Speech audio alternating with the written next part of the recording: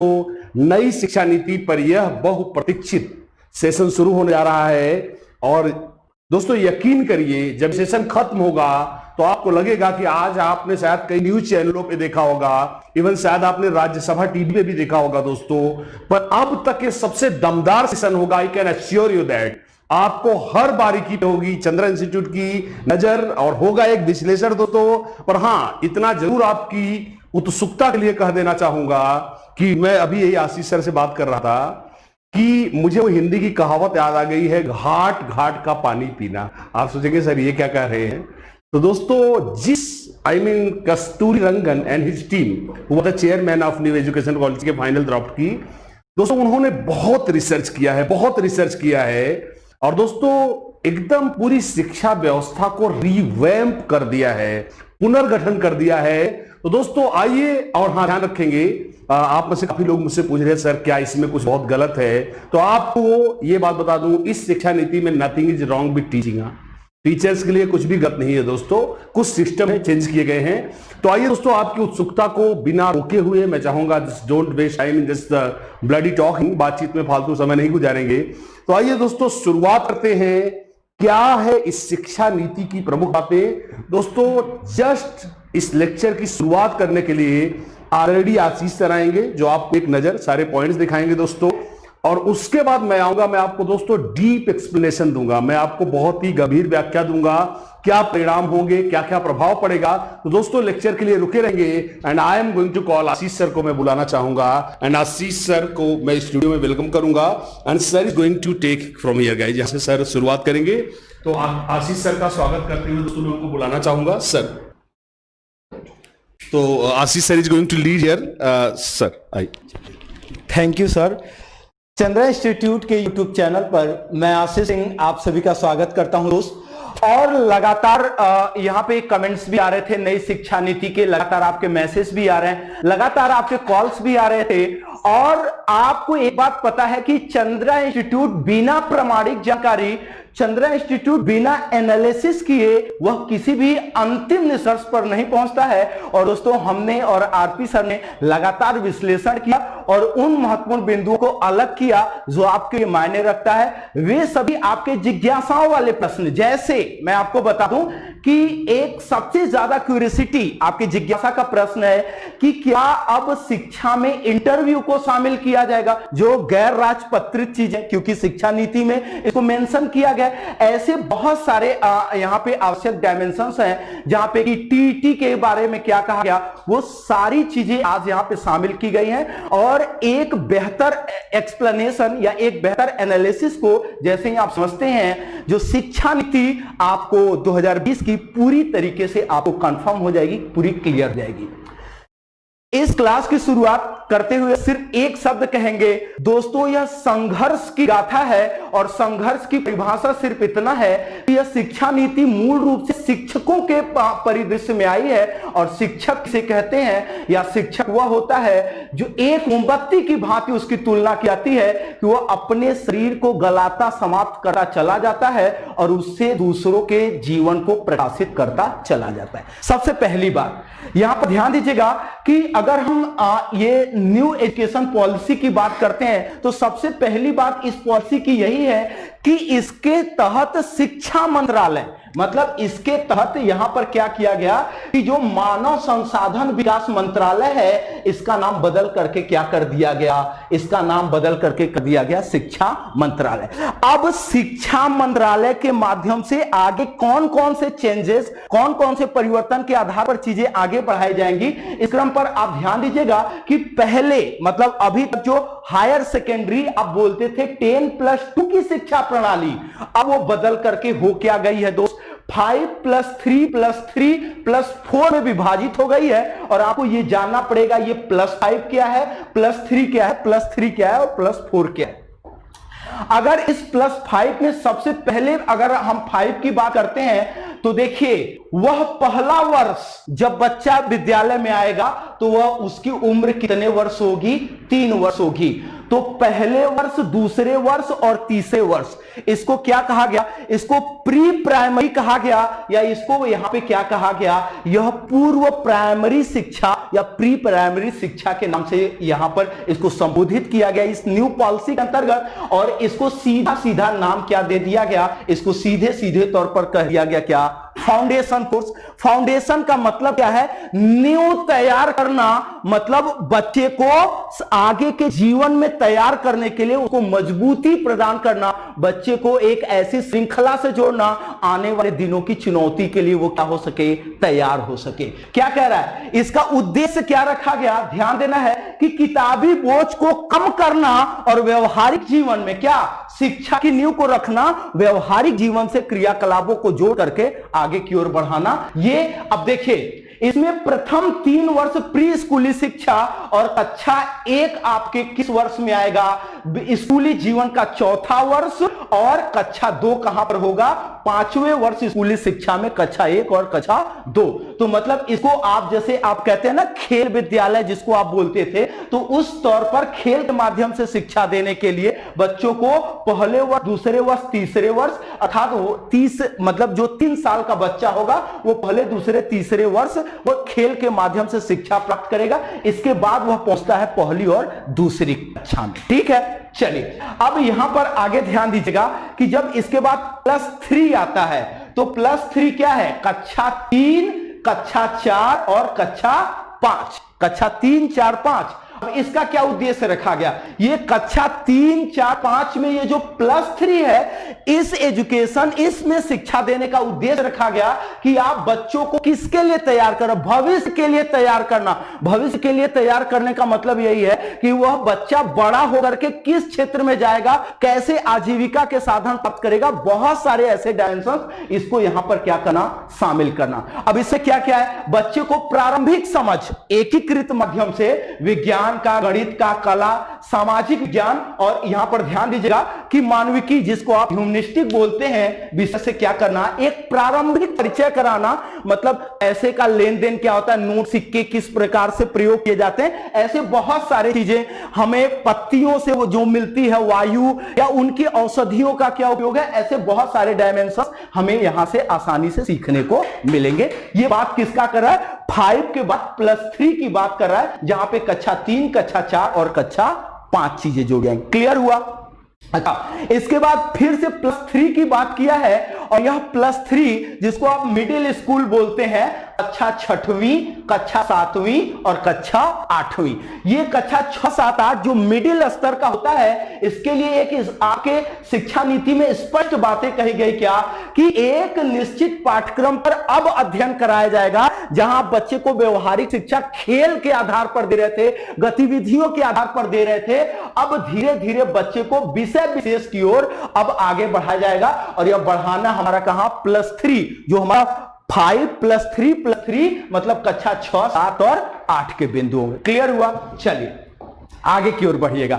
आगे क्या कर रहा है, अब लास्ट के +4 में आएंगे, और लास्ट के +4 की बात करेंगे, तो +4 कक्षा 9, कक्षा 10, कक्षा 11 और कक्षा 12। अब ये क्या कर रहा है, ये कह रहा है कि विश्लेषण क्षमता को बढ़ाना। विश्लेषण क्षमता का मतलब क्या है, तर्क वितर्क करना, सही गलत करना इत्यादि, जो गुणों दोषों के आधार पर किसी चीज को देखना। अब इस आधार पर विषय वस्तु के प्रति समझ बढ़ाने और बड़े लक्ष्य को निर्धारित करने के लिए प्रेरित करना। बड़े लक्ष्य का मतलब क्या है, जीवन का वह गोल, अब धीरे धीरे उसको बच्चा इसी +4 स्टेज से ही प्राप्त करने लगेगा। तो लंबे समय तक अपने लक्ष्य को पाने के लिए जब वो प्रयास करेगा, तो वह बच्चा निश्चित तौर पर लास्ट में उन कठिनाइयों, वेलकम टू चंद्रा इंस्टीट्यूट, जो जीवन के लास्ट में यहां पर कैरियर की का चयन करके उनको चुनौतियों का सामना करना पड़ता है। और क्या कहा गया, संकाय व्यवस्था समाप्त, स्ट्रीम होता था ना, कला वर्ग, यहां पे वाणिज्य वर्ग, विज्ञान वर्ग, इसको समाप्त किया गया और अब नए पुल का निर्माण किया जाएगा। नए पुल का मतलब क्या है कि कला, जैसे आप ध्यान दीजिए, जैसे एक संकाय है कला, 8 वर्ग बोलते हैं, और एक वर्ग है विज्ञान। तो कला वर्ग का बच्चा विज्ञान वर्ग के किसी एक विषय में अगर वह रुचि रखता है तो पुल का मतलब है कि आयोग के द्वारा एक ऐसा यहां पर पुल तैयार किया जाएगा जिसमें कला के विषय के साथ शामिल होंगे क्या विज्ञान के भी, और वह इसके समायोजन या इसे समायोजन के आधार पर वो अपनी आगे की पढ़ाई को सुनिश्चित कर सकेगा, अपनी पढ़ाई को आगे की ओर वह लगातार बढ़ा सकेगा। क्लियर हुआ? चलिए, ये तो ठीक क्या, ये तो हम बात कर रहे थे आपसे कि जो 5+3+3+4 की बात जो की जा रही है, हमने मूल बातें हमने इसकी क्या। अब आगे देखिए क्या है, हम आगे बढ़ते हैं तो देखिए कुछ महत्वपूर्ण बिंदु हैं जो सीधे सीधे और सबसे ज्यादा चर्चा का जो विषय बना हुआ है कि 5वीं तक की शिक्षा उनकी मातृभाषा में या उनकी बोलचाल की भाषा में होगा। अब देखिए, वह सीबीएसई बोर्ड, वह आईसीएसई बोर्ड जो जिनके माता पिता तक को अंग्रेजी नहीं आती है, उनके बच्चों को स्कूल में एडमिशन नहीं ले रहे थे, उनके भ्रम को तोड़ते हुए इस नई शिक्षा की नीति में साफ कहा गया कि आप जहां पर, जैसे आप यूपी में पढ़ा रहे हैं तो यूपी में हिंदी, आप बिहार पढ़ा रहे हैं वहां का जो रीजनल लोकल लैंग्वेज है, वो बच्चे की जो मातृभाषा है या जो उस पास पड़ोस परिवेश में बोले जाने वाली भाषा है, उस भाषा में अब बच्चों को 5वीं तक की कक्षा के लिए शिक्षा प्रदान किया जाएगा।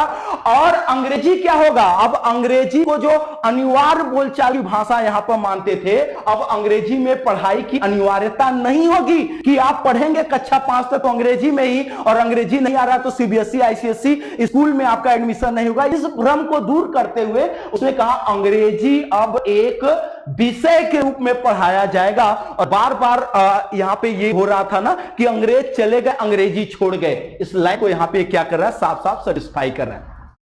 आगे की लाइनें क्या करें, कह रही कि 6वीं कक्षा से कंप्यूटर सीखने का मौका मिलेगा जिसमें विद्यार्थी कंप्यूटर कोडिंग भी सीख सकेंगे।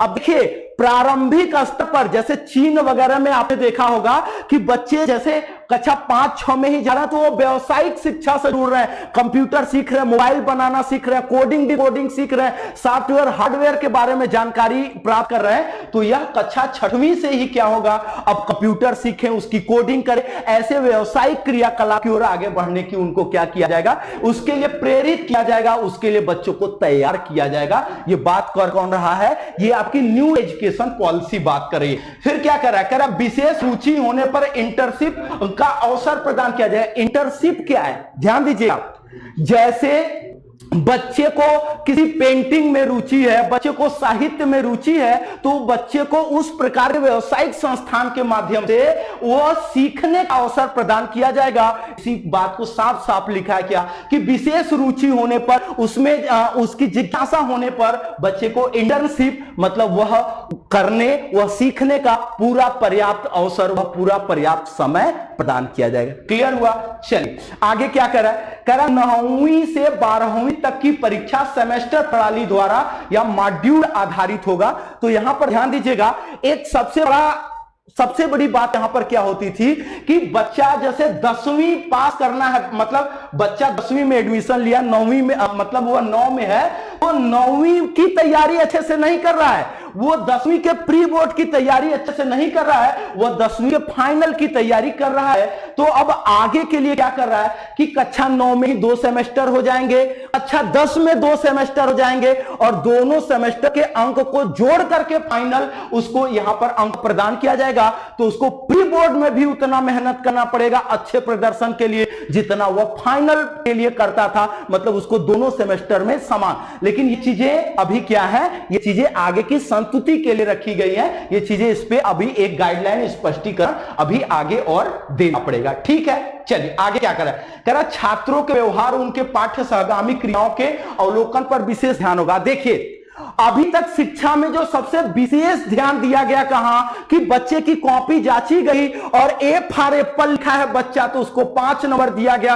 और ए फॉर कुछ और लिख दिया तो उसको 0 नंबर दे दिया गया। तो क्या इसका मतलब वो ए के बारे में कोई रुचि नहीं रखता है? ये जो आकलन का गलत तरीका था, इस पर एक स्पष्ट लाइन लिखते हुए क्या कहा कि छात्रों के व्यवहार मतलब कक्षा में किए गए होंगे समस्त प्रकार की एक्टिविटी, उनके पाठ्य सहगामी क्रियाएं, खेल में, सांस्कृतिक कार्यक्रम में, अन्य क्रियाकलापों में बच्चे ने बढ़ चढ़ करके हिस्सा लिया, इन सब के अवलोकन के आधार पर अब क्या किया जाएगा, उनके रिजल्ट को प्रभावित किया जाएगा, उनके रिजल्ट का निर्णय किया जाएगा। क्या कर रहा है, कह रहा है रिजल्ट का निर्माण बालक के समग्र अवलोकन, मतलब केवल आंकिक पक्ष, उनके केवल ज्ञान के पक्ष को नहीं बल्कि उनकी समस्त प्रकार की एक्टिविटी, उसके सोच समझ, व्यवहारिक क्रियाकलाप, ज्ञान, सबके माध्यम से यहां पर क्या किया जाएगा, रिजल्ट का निर्माण किया जाएगा। ये एक हम कह सकते हैं कि बहुत ही बेहद सकारात्मक कदम होगा अगर इन चीजों को धरातल पर लाया जाता है। तो आगे क्या करा है कि रिपोर्ट का कार्ड 360 आकलन एवं अनुकूलित आकलन के आधार पर किया जाएगा। रिपोर्ट कार्ड का निर्माण, भाई आप गणित पढ़ते हैं, आपको पवन सर ने बार बार बताया है। जैसे ये देखिए, हमने एक ये पाई खींच दिया तो ये कितना अंश है, 180 अंश है, ये 180 अंश है। भाई हमने एक वृत्त है ऐसे इसमें खींच दिया 180, ये तो सामने का दिख रहा है, पीछे का भाग आपने आधा क्या कर दिया, छोड़ दिया, तो 180 अंश वो भी क्या है, पीछे है। तो ये टोटल कितना हो गया, मतलब संपूर्ण अवलोकन भाई जब पूरा पूरा घूमेगा तभी क्या हो जाएगा, पूरा पूरा 360 अंश। तो मतलब संपूर्ण व्यक्तित्व का, संपूर्ण व्यवहार का एक समग्र जो अवलोकन होगा, इसी के आधार पर आगे रिपोर्ट कार्ड बच्चे का तैयार किया जाएगा। क्लियर हुआ दोस्त? चलिए आगे की ओर बढ़ते हैं। अच्छा आगे देखें तो देखिए क्या कर रहा, परीक्षा अपने पसंद की भाषा में। जैसे आपको क्या है, आप सीबीएसई की कक्षा में हैं और आप सीबीएसई की कक्षाओं में अगर उत्तर आप अंग्रेजी में नहीं लिखते हैं तो आपको काट करके लड़ुआ पकड़ा दिया जाए, मतलब कहते हैं जिसको सुनना।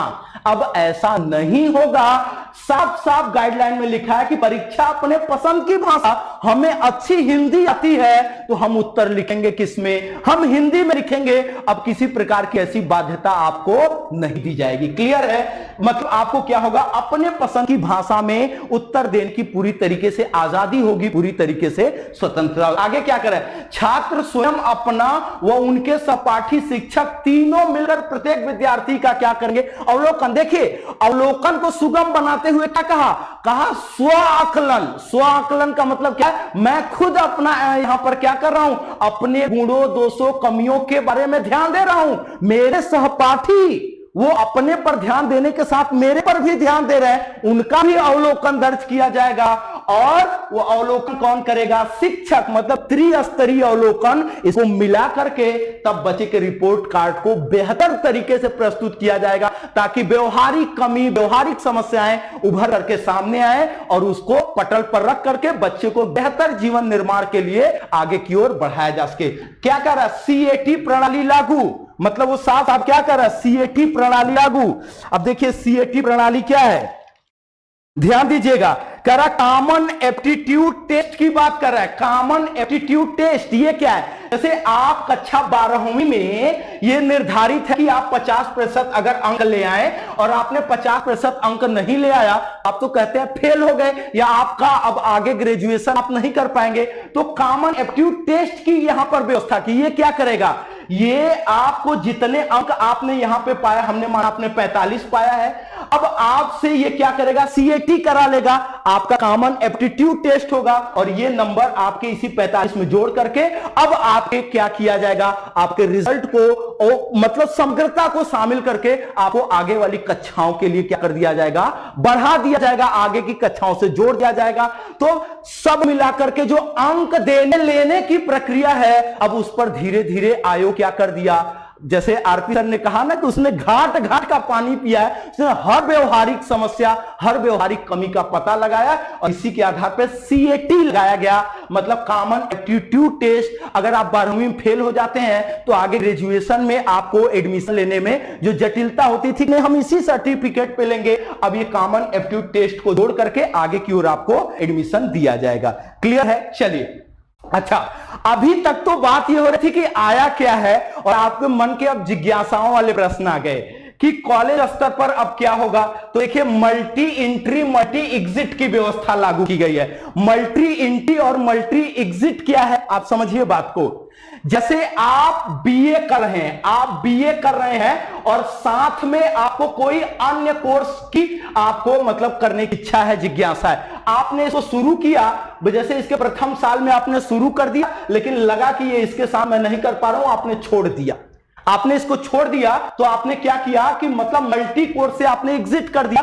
ये आपका अब अभी तक क्या होता है कि ये वहीं पे क्या हो जाता है, खत्म हो जाता है। अब आपको इसे जब भी शुरू करेंगे तो कहां से शुरू करेंगे, शून्य से। लेकिन नहीं, ये आपका क्या होगा, ये जहां तक आप इसको पहुंचाए रहेंगे इतना आपका क्या हो जाएगा, यहां पर ध्यान दीजिएगा, ये आपके एकेडमिक क्रेडिट बैंक में जाकर के जुड़ जाएगा। और जब भविष्य में आप इसे शुरू करेंगे तो आप जैसे इसके 15% किए थे तो अब 16वें प्रतिशत से आप इसको आगे बढ़ाएंगे। इसके लिए क्या किया गया, एकेडमिक क्रेडिट बैंक जैसी डिजिटल लॉकर की व्यवस्था की गई। ये पूरी तरीके से बताया गया कि ये एजुकेशन प्रणाली को डिजिटल बना करके भविष्योन्मुखी किया जाएगा। भविष्य में आने वाली चुनौतियां, जो अभी आ रही चुनौतियां आगे आएंगी, उसके लिए अनुकूल बनाया जाएगा। ठीक है, अब देखिए ग्रेजुएशन वर्ष के आधार पर जो शैक्षिक उपलब्धि है, जैसे यहां पर अभी तक आप क्या था, जैसे हमने ये माना कि आप ग्रेजुएशन कर रहे हैं और ग्रेजुएशन नॉर्मली 3 साल का होता है। आप पहले 1 वर्ष पर ग्रेजुएशन छोड़ के 2 वर्ष पर ग्रेजुएशन छोड़ दिए तो आपके उस ग्रेजुएशन का कोई मतलब नहीं निकलता था। लेकिन अब ऐसा नहीं होगा, साफ कह रहा है कि ग्रेजुएशन में उपलब्धि प्रत्येक वर्ष के आधार पर दी जाएगी। जैसे अगर आपने ग्रेजुएशन को केवल 1 वर्ष किया तो हम कह देंगे कि आपने ग्रेजुएशन में कैसा कोर्स किया है, सर्टिफिकेट कोर्स किया है। अगर आपने 2 वर्ष ग्रेजुएशन को कंप्लीट कर लिया है तो इसका मतलब कि आपने क्या किया, ग्रेजुएशन में आपने डिप्लोमा किया है। और अगर 3 वर्ष आपने क्या कर लिया कि ग्रेजुएशन किया तो आपकी बैचलर डिग्री मानी जाएगी। और चौथे वर्ष के लिए ऑप्शनल रखा गया, जैसे एमफिल करना चाहते हैं, अन्य प्रकार के शोध करना चाहते हैं, तो अगर ये शोध के आधार पर चौथे वर्ष को पूरा करते हैं तो ये डिग्री के साथ आपका और कौन सा जुड़ जाएगा, रिसर्च कोर्स जुड़ जाएगा। ये एक बेसिक और कह सकते हैं ये अब तक का सबसे इंपॉर्टेंट टास्क जुड़ा है ऐसे लोगों के लिए जो व्यवसाय या आर्थिक यहां पर कह सकते हैं कि जो उनको सहायता नहीं मिल पाती या आर्थिक उपलब्धता न होने के कारण 1 साल बीए किया, छोड़ के मुंबई दिल्ली चले गए। अब उनका 1 साल का वह किया गया कोर्स भी उनके जीवन में होगा उपयोगी। इस बात को आपको ध्यान देना है। क्लियर हुआ? चलिए आगे की ओर बढ़ते हैं। तो अब आगे की ओर ध्यान देंगे। चलिए ठीक है, यहां तक हुआ। अब आगे ध्यान दें, उच्च शिक्षण संस्थानों में मानविकी, कला, संस्कृति। देखिए क्या कहा गया, एक सबसे विशेष बात यहां पर फोकस किया गया कि प्रत्येक स्तर के शिक्षा में जोर दिया जाएगा, किस पर, संस्कृत पर जोर दिया जाएगा। क्यों? क्योंकि संस्कृत हमारा वह एक ऐसा विषय है जो अन्य प्रकार के विषयों को क्या किया, इसने आगे की ओर बढ़ा, उसमें बहुत ज्यादा मदद दिया। तो एक प्रारंभिक बेसिक समझ आपको संस्कृत की। इसके साथ मानविकी के विषय जैसे इतिहास, भूगोल, नागरिक शास्त्र, अर्थशास्त्र, इनका भी एक प्रारंभिक समझ, आप चाहे विज्ञान से आईआईटी कर रहे हो फिर भी मानविकी और कला के विषय से जोड़ा जाएगा। क्यों? क्योंकि यह जीवन जीने की प्रारंभिक दशा, प्रारंभिक कला से आपको क्या करते हैं, जोड़ते हैं। भाई एक आईआईटी किया हुआ बंदा वो यहां पे आपके केंद्रीकृत बैंक का वो क्या कर रहा है, हैक कर दे रहा है। क्यों? क्योंकि उसके अंदर कमी है किसकी, मानवता की, और कहीं ना कहीं वो वंचित है किससे, इसी मानविकी और कला से।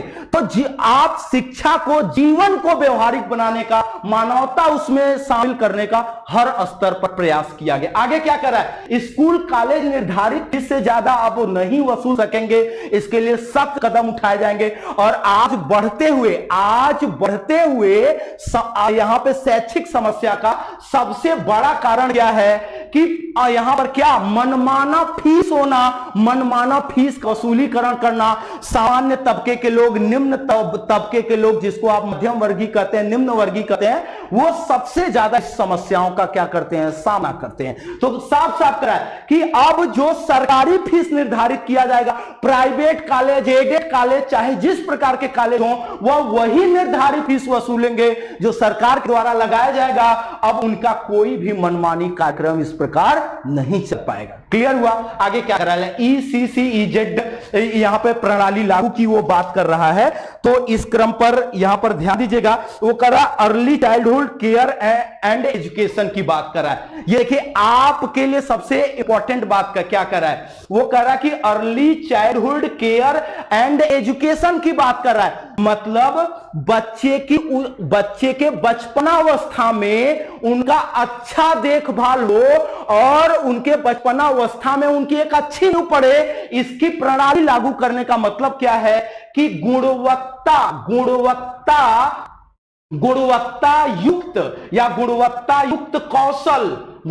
युक्त कौशल वाले शिक्षक चाहिए। तो अब यहीं से अब आप ध्यान दीजिए कि अब आपके लिए अब सारी चीजें अब धीरे धीरे आगे आना शुरू होगा कि वो क्या कह रहे हैं बच्चों की देखभाल उचित प्रकार से तभी होगी जब उनको पढ़ाने वाला, उनका देखरेख करने वाला शिक्षक होगा गुणवत्ता युक्त, मतलब अच्छे गुणवत्ता वाले कौशल को रखेगा। और उसके लिए क्या है, साफ साफ आपको समझना है, जो शिक्षण वाले प्रश्न सीटेट में आपको कठिन लगते हैं ना, जो शिक्षण वाले प्रश्न आपको थोड़े से चुनौतीपूर्ण लगते हैं, ऐसे चुनौतीपूर्ण प्रश्न अब आगे के ऐसे समस्त प्रकार के शिक्षा में अब आपके लिए क्या होंगे, हथियार बनेंगे।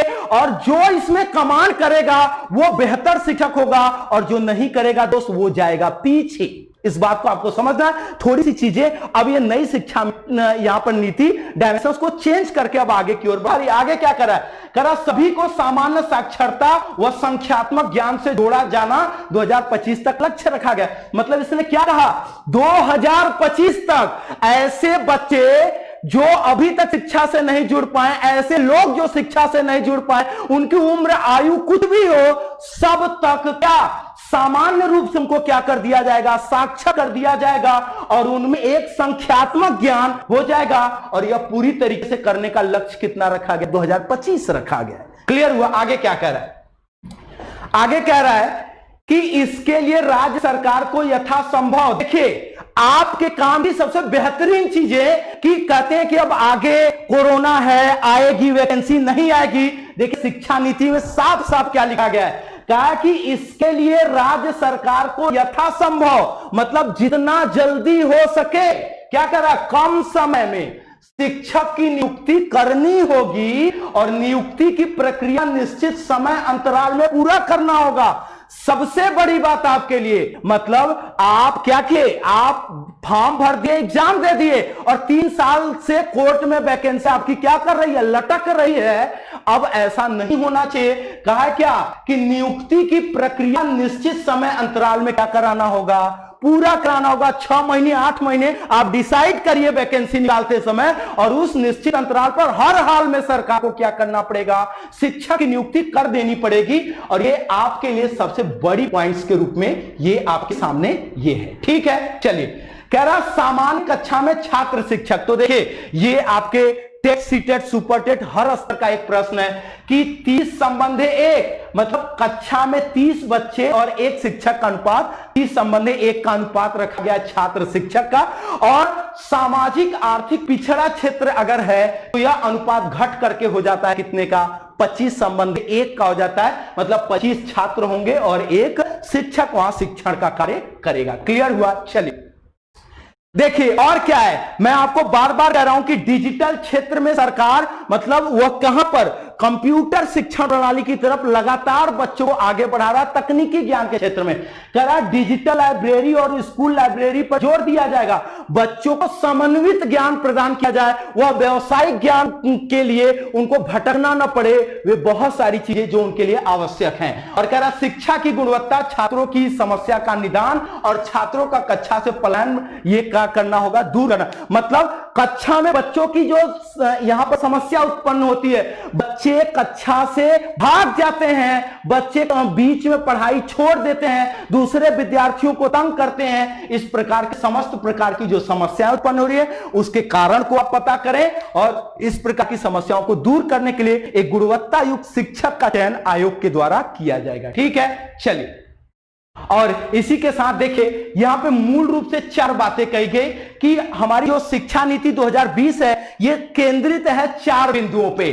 समग्रता, मतलब बच्चे के आकलन में किसी एक पक्ष को न ध्यान देते हुए बल्कि उसके समग्र भाग का किया जाए क्या, आकलन, बच्चे के व्यवहार के बारे में जानकारी इकट्ठा किया जाए तो उसके समग्र भाग का एकीकृत, मतलब पास पड़ोस पड़ोस उसके समग्र परिवेश का की जानकारी, उसको अलग अलग तरीके से नहीं, एक दूसरे से किस प्रकार जुड़े हैं जोड़ करके पढ़ाया जाएगा। और रुचिपूर्ण मतलब उनके क्या, उनकी मानसिक क्षमता, उनके पूर्व ज्ञान से जोड़ करके पढ़ाया जाएगा। और यह पढ़ाने की जो क्रिया प्रणाली होगी वह क्रियाशील होगा। या आप बच्चे को पढ़ाएंगे कैसे, आप बच्चे को पढ़ाएंगे गतिविधि आधारित पढ़ाएंगे। क्लियर हुआ, मतलब हमें क्या बताया, खेल खेल में सिखाना, मॉन्टेसरी विधि क्या कह रहा है, खेल खेल में सिखाना। अब इस चीजों को व्यवहारिक किया जाएगा, इसका समय समय पे अधिकारी आकर के एनालिसिस भी करेंगे और इसको मूर्त रूप प्रदान किया जाएगा कक्षाओं में। आगे क्या कर रहा है, कह रहा आलोचनात्मक चिंतन विकसित करने के लिए पाठ्यक्रम के भार को कम करना। भाई आप क्या किए, बच्चे को जैसे आपने पर्यावरण ही ले लीजिए, अब पर्यावरण की अगर हम बात कर रहे हैं तो पर्यावरण में 15 चैप्टर दे दिए हैं, तो बच्चा 15 चैप्टर से प्रश्न आएगा, इसके लिए वो दबाव के रूप में 15 चैप्टर को पढ़ने का प्रयास करता है। लेकिन चैप्टर 5 रख दीजिए और अगर आप अच्छे से पढ़ाइए तो बच्चा इस 5 के बारे में ज्यादा तर्क कर पाएगा, ज्यादा सोच विचार कर पाएगा, ज्यादा इनके गुणों दोषों के बारे में पता कर पाएगा। सेम बातें लिखी है कि आलोचनात्मक चिंतन, गुणों दोषों इत्यादि के लिए क्या करना है, पाठ्यक्रम के भार को कम करना है। और सबसे महत्वपूर्ण लाइन कि त्रिभाषा ज्ञान पर जोर देने की बात करता है कौन, जोर देने की बात करता है शिक्षा नीति 2020। क्लियर हुआ, ये एक इंपॉर्टेंट लाइन है।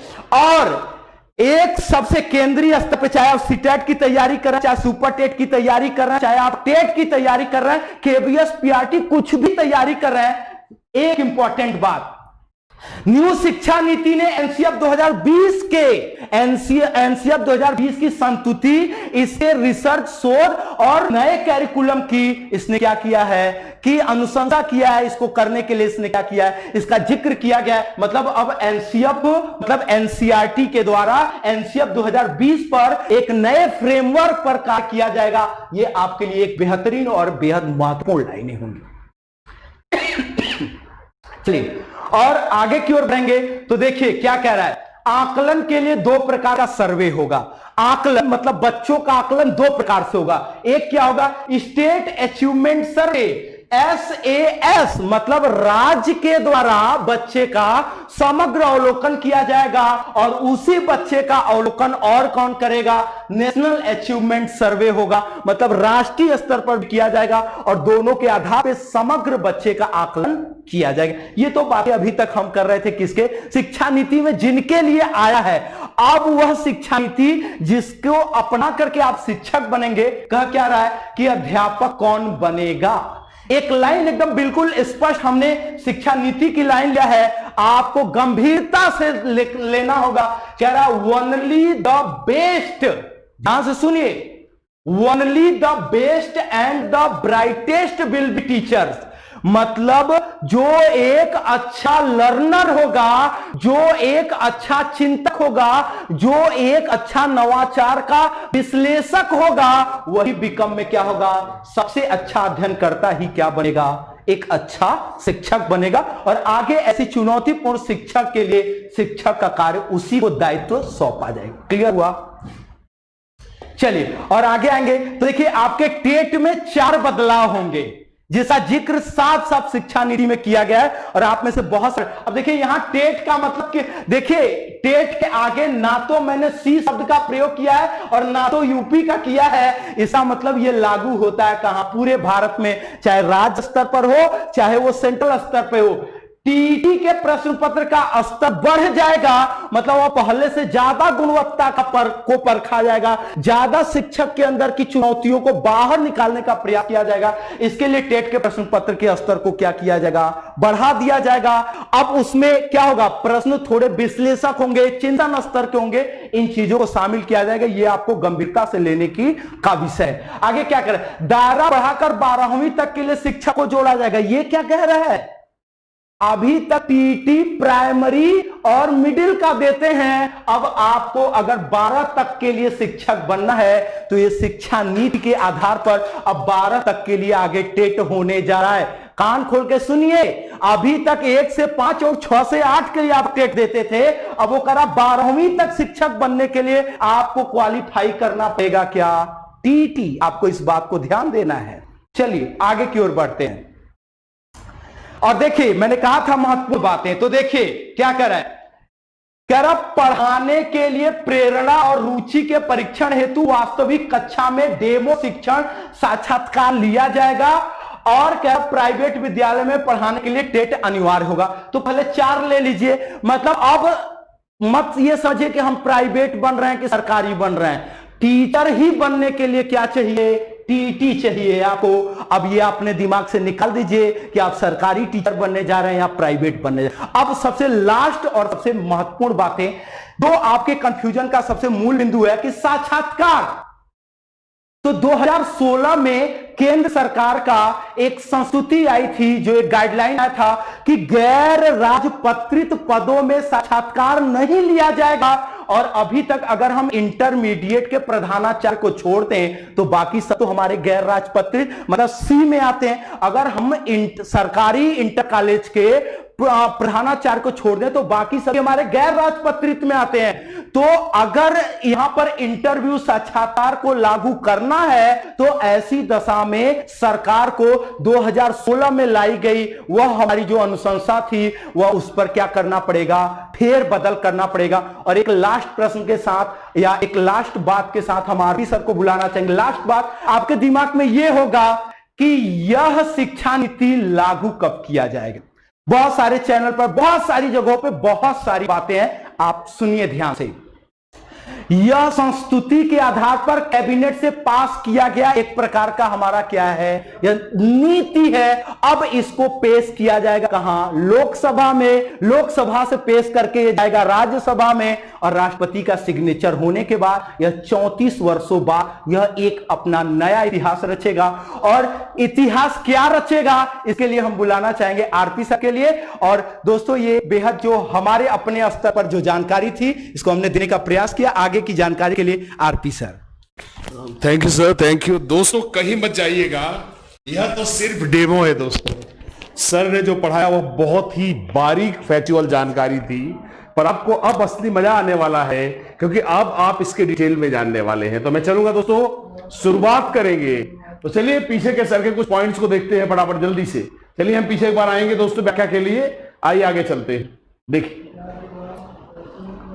दोस्तों जस्ट मुझे 20 सेकंड का ब्रेक देंगे, मैं बैटरी चेंज करूंगा। 20 सेकंड जस्ट ब्रेक दे। Suraj, welcome to Chandra institute Allahabad.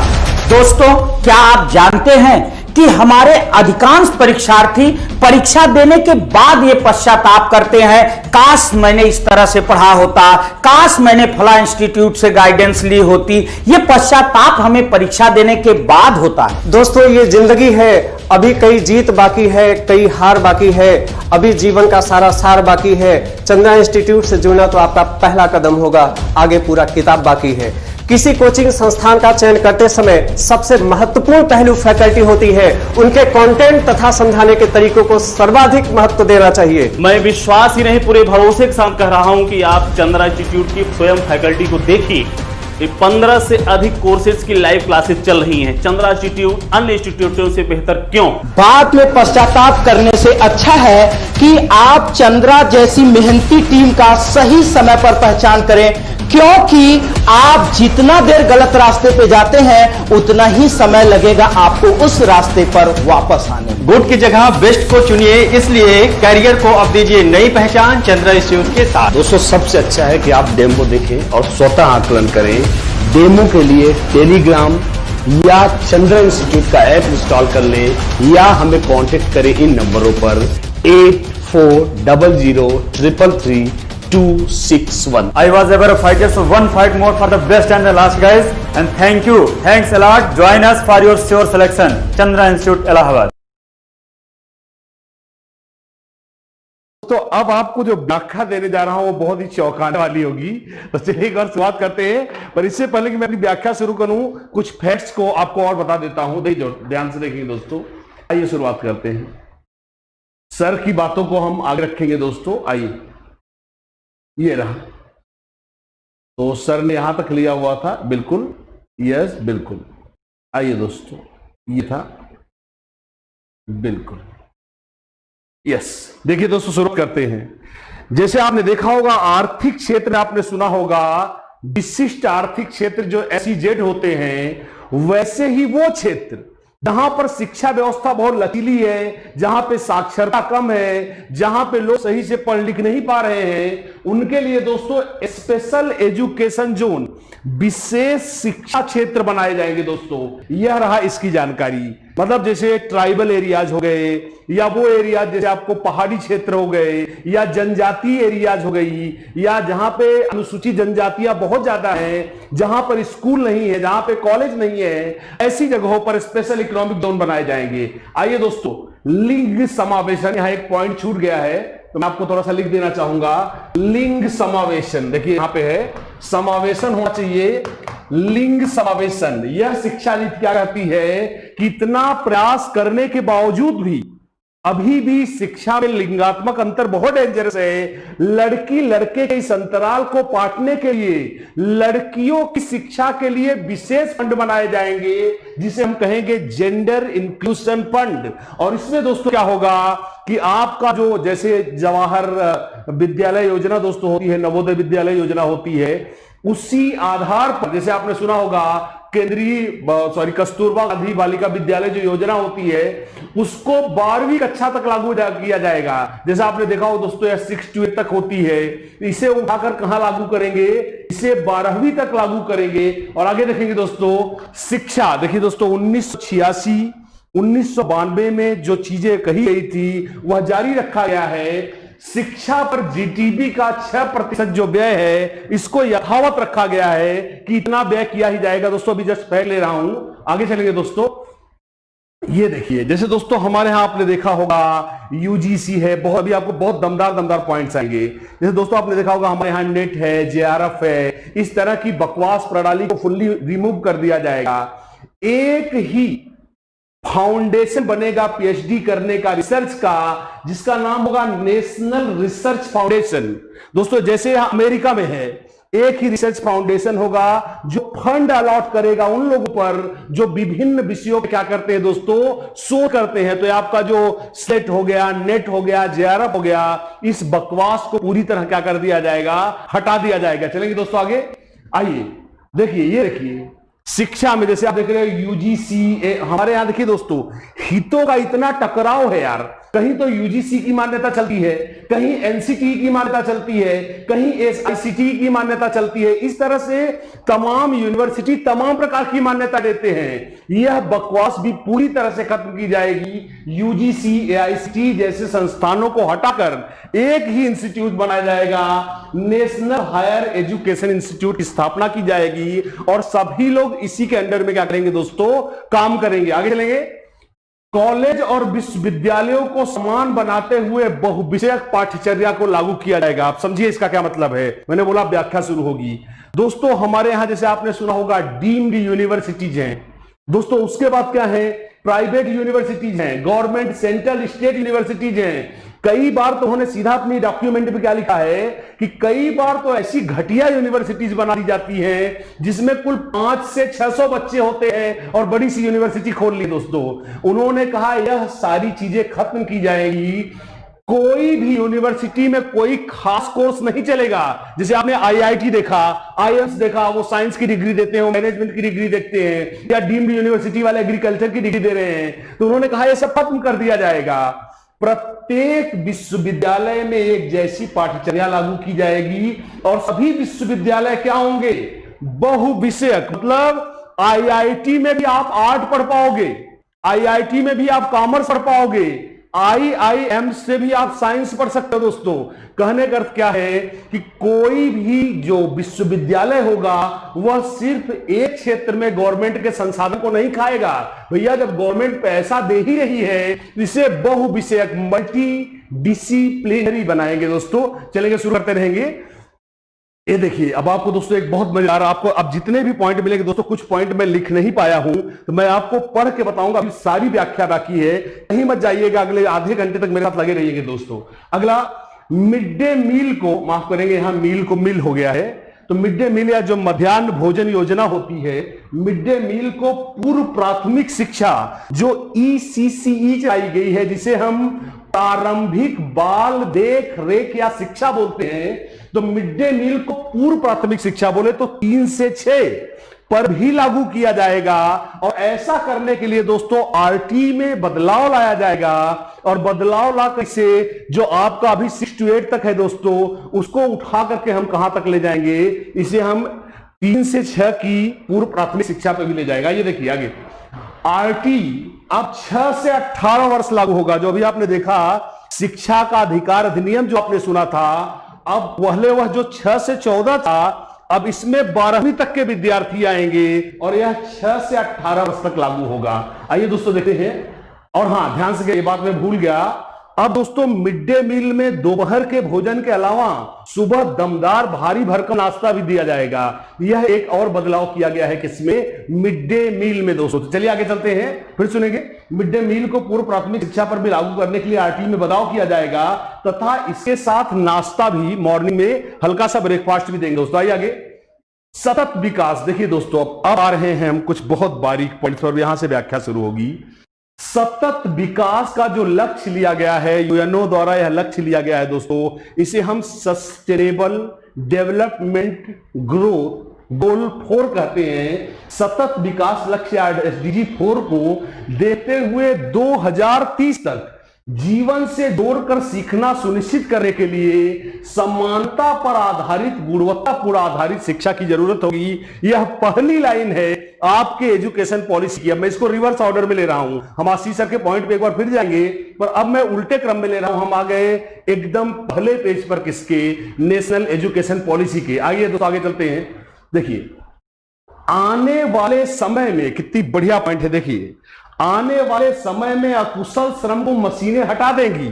ऐसे में कुशल श्रम, जिसे गणित, कंप्यूटर, देखिए बहुत दमदार पॉइंट है, जिसे गणित, कंप्यूटर, डेटा विज्ञान एवं बहुविषयक क्षमता वाले लोगों की क्या होगी, मांग होगी। मतलब कहने का दोस्तों, वो जाते थे, नहीं साहब हमें कोई भी काम दे दो, सब हम तो नहीं रखते ना साहब, हम तो वो सब नहीं चलेगा दोस्तों, आपको स्किल्ड लेबर चाहिए। इसके लिए आपको मशीन का यूज करना। देखिए दोस्तों, आंकड़ों के विज्ञान को सीधा सा क्या बोल दिया है, डेटा साइंस बोल दिया है। उठा के देखिए।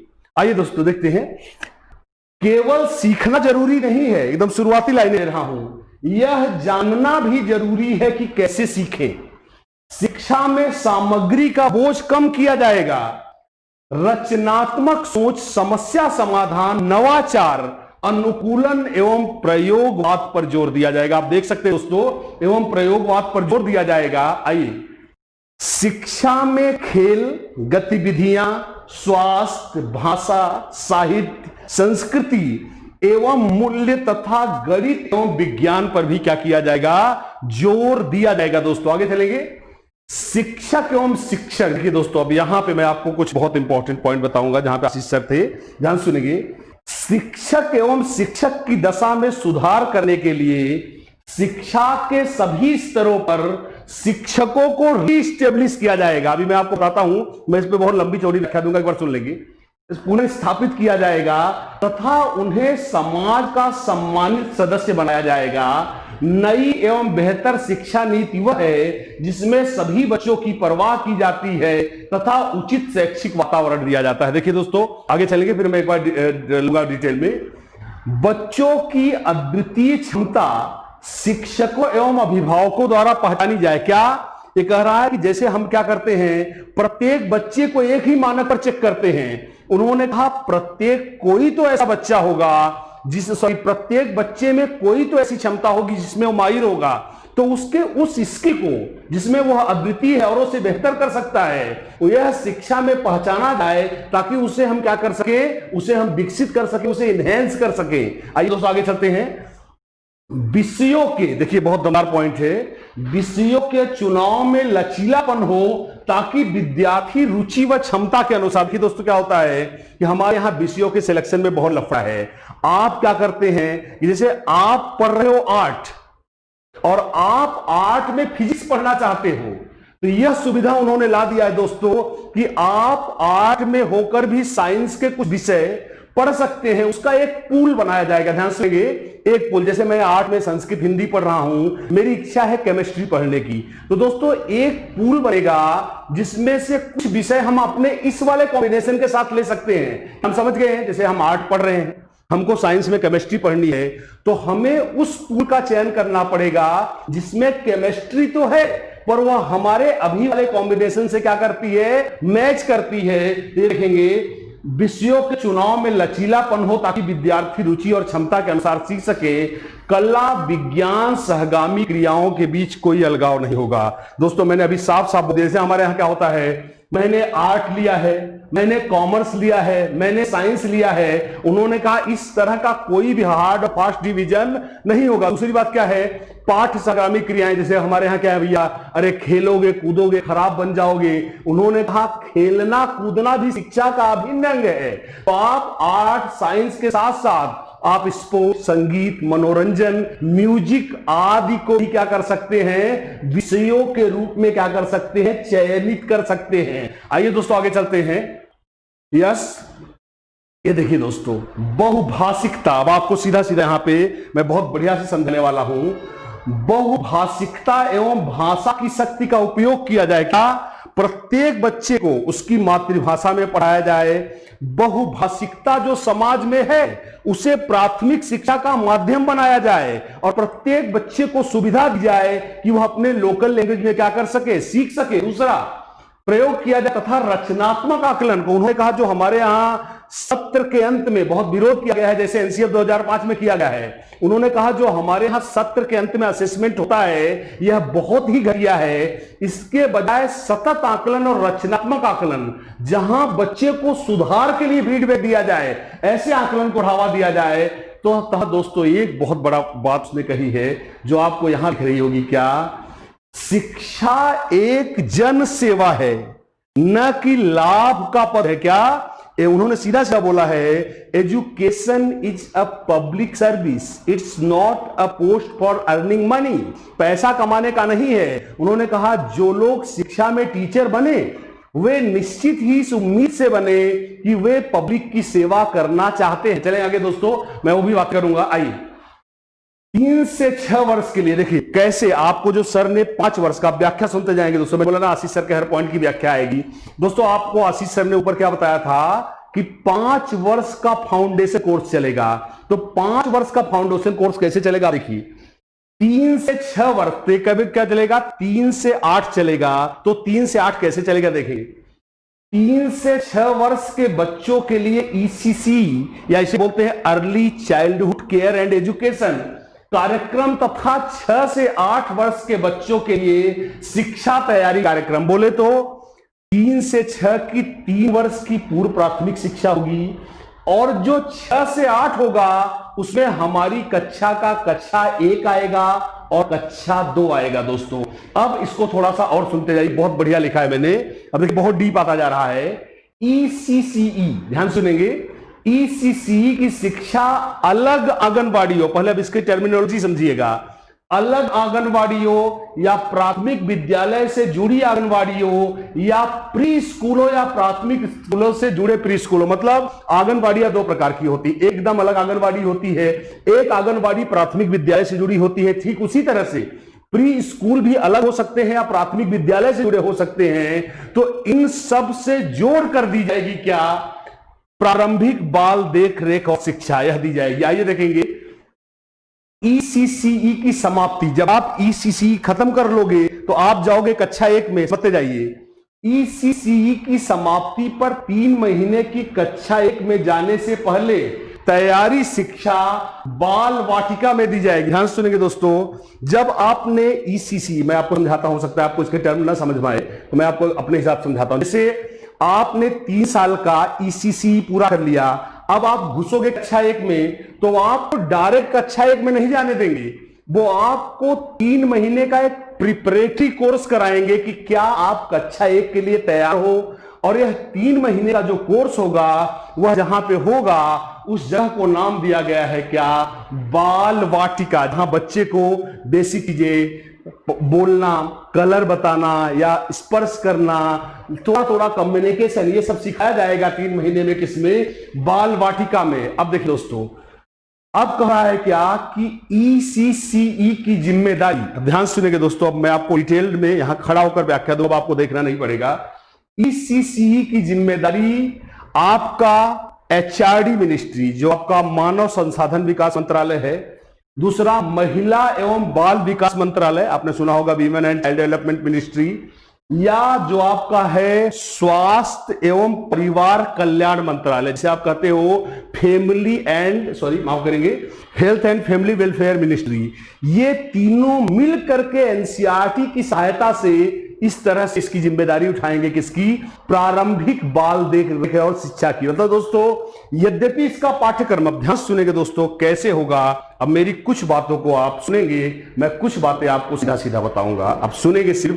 अब अगले 10 मिनट में आपको शॉर्ट में एक हल्का सा एनालिसिस दूंगा। पहला ध्यान सुनेंगे, अब जो होगा, क्या हम रेडी हैं? शुरू करते हैं। पहला दोस्तों, आने वाले कुछ वर्षों में टीचर बनने के लिए सिर्फ BEd ही एक डिग्री होगी। सब लोग समझते जाए दोस्तों, अब आपको वहां नहीं देखना, सीधा मुझे देखेंगे। आने वाले कुछ वर्षों में टीचर बनने के लिए सिर्फ BEd ही एकमात्र वांछनीय डिग्री होगी। आप इस BEd को 4 प्रकार से कर सकते हैं। पहला, ध्यान से सुनेंगे दोस्तों, पहला, आप इसे डायरेक्ट 12वीं के बाद 4 वर्ष का डायरेक्ट BEd प्रोग्राम कर सकते हैं, या दोस्तों आप ग्रेजुएशन अगर आपने कर ली किसी दूसरे सब्जेक्ट से, BEd नहीं किया, तो आपको उसके बाद 2 वर्ष का BEd करना पड़ेगा। और अगर आपने PG कर लिया है, जैसे आपने MA या MSc या MCOM कर रखा है, तो उस हालत में आपको 1 वर्ष का BEd करना पड़ेगा। और हर हालत में 2030 तक दोस्तों यह कंपलसरी होगा कि केवल BEd ही काउंट किया जाएगा, किसमें? शिक्षक भर्ती के लिए। पहली बात। दूसरी बात, आने वाले कुछ वर्षों में पैरा टीचर आप समझते हैं, जैसे आज के शिक्षा मित्र आते हैं दोस्तों, पैरा टीचर, सहायक टीचर, इस प्रकार का कोई भी पद नहीं होगा। मैं आपको कुछ बातें साफ साफ बताने की कोशिश कर रहा हूं दोस्तों, मुझे यकीन है, मैं आपको इसीलिए सीधा सीधा बता रहा हूं।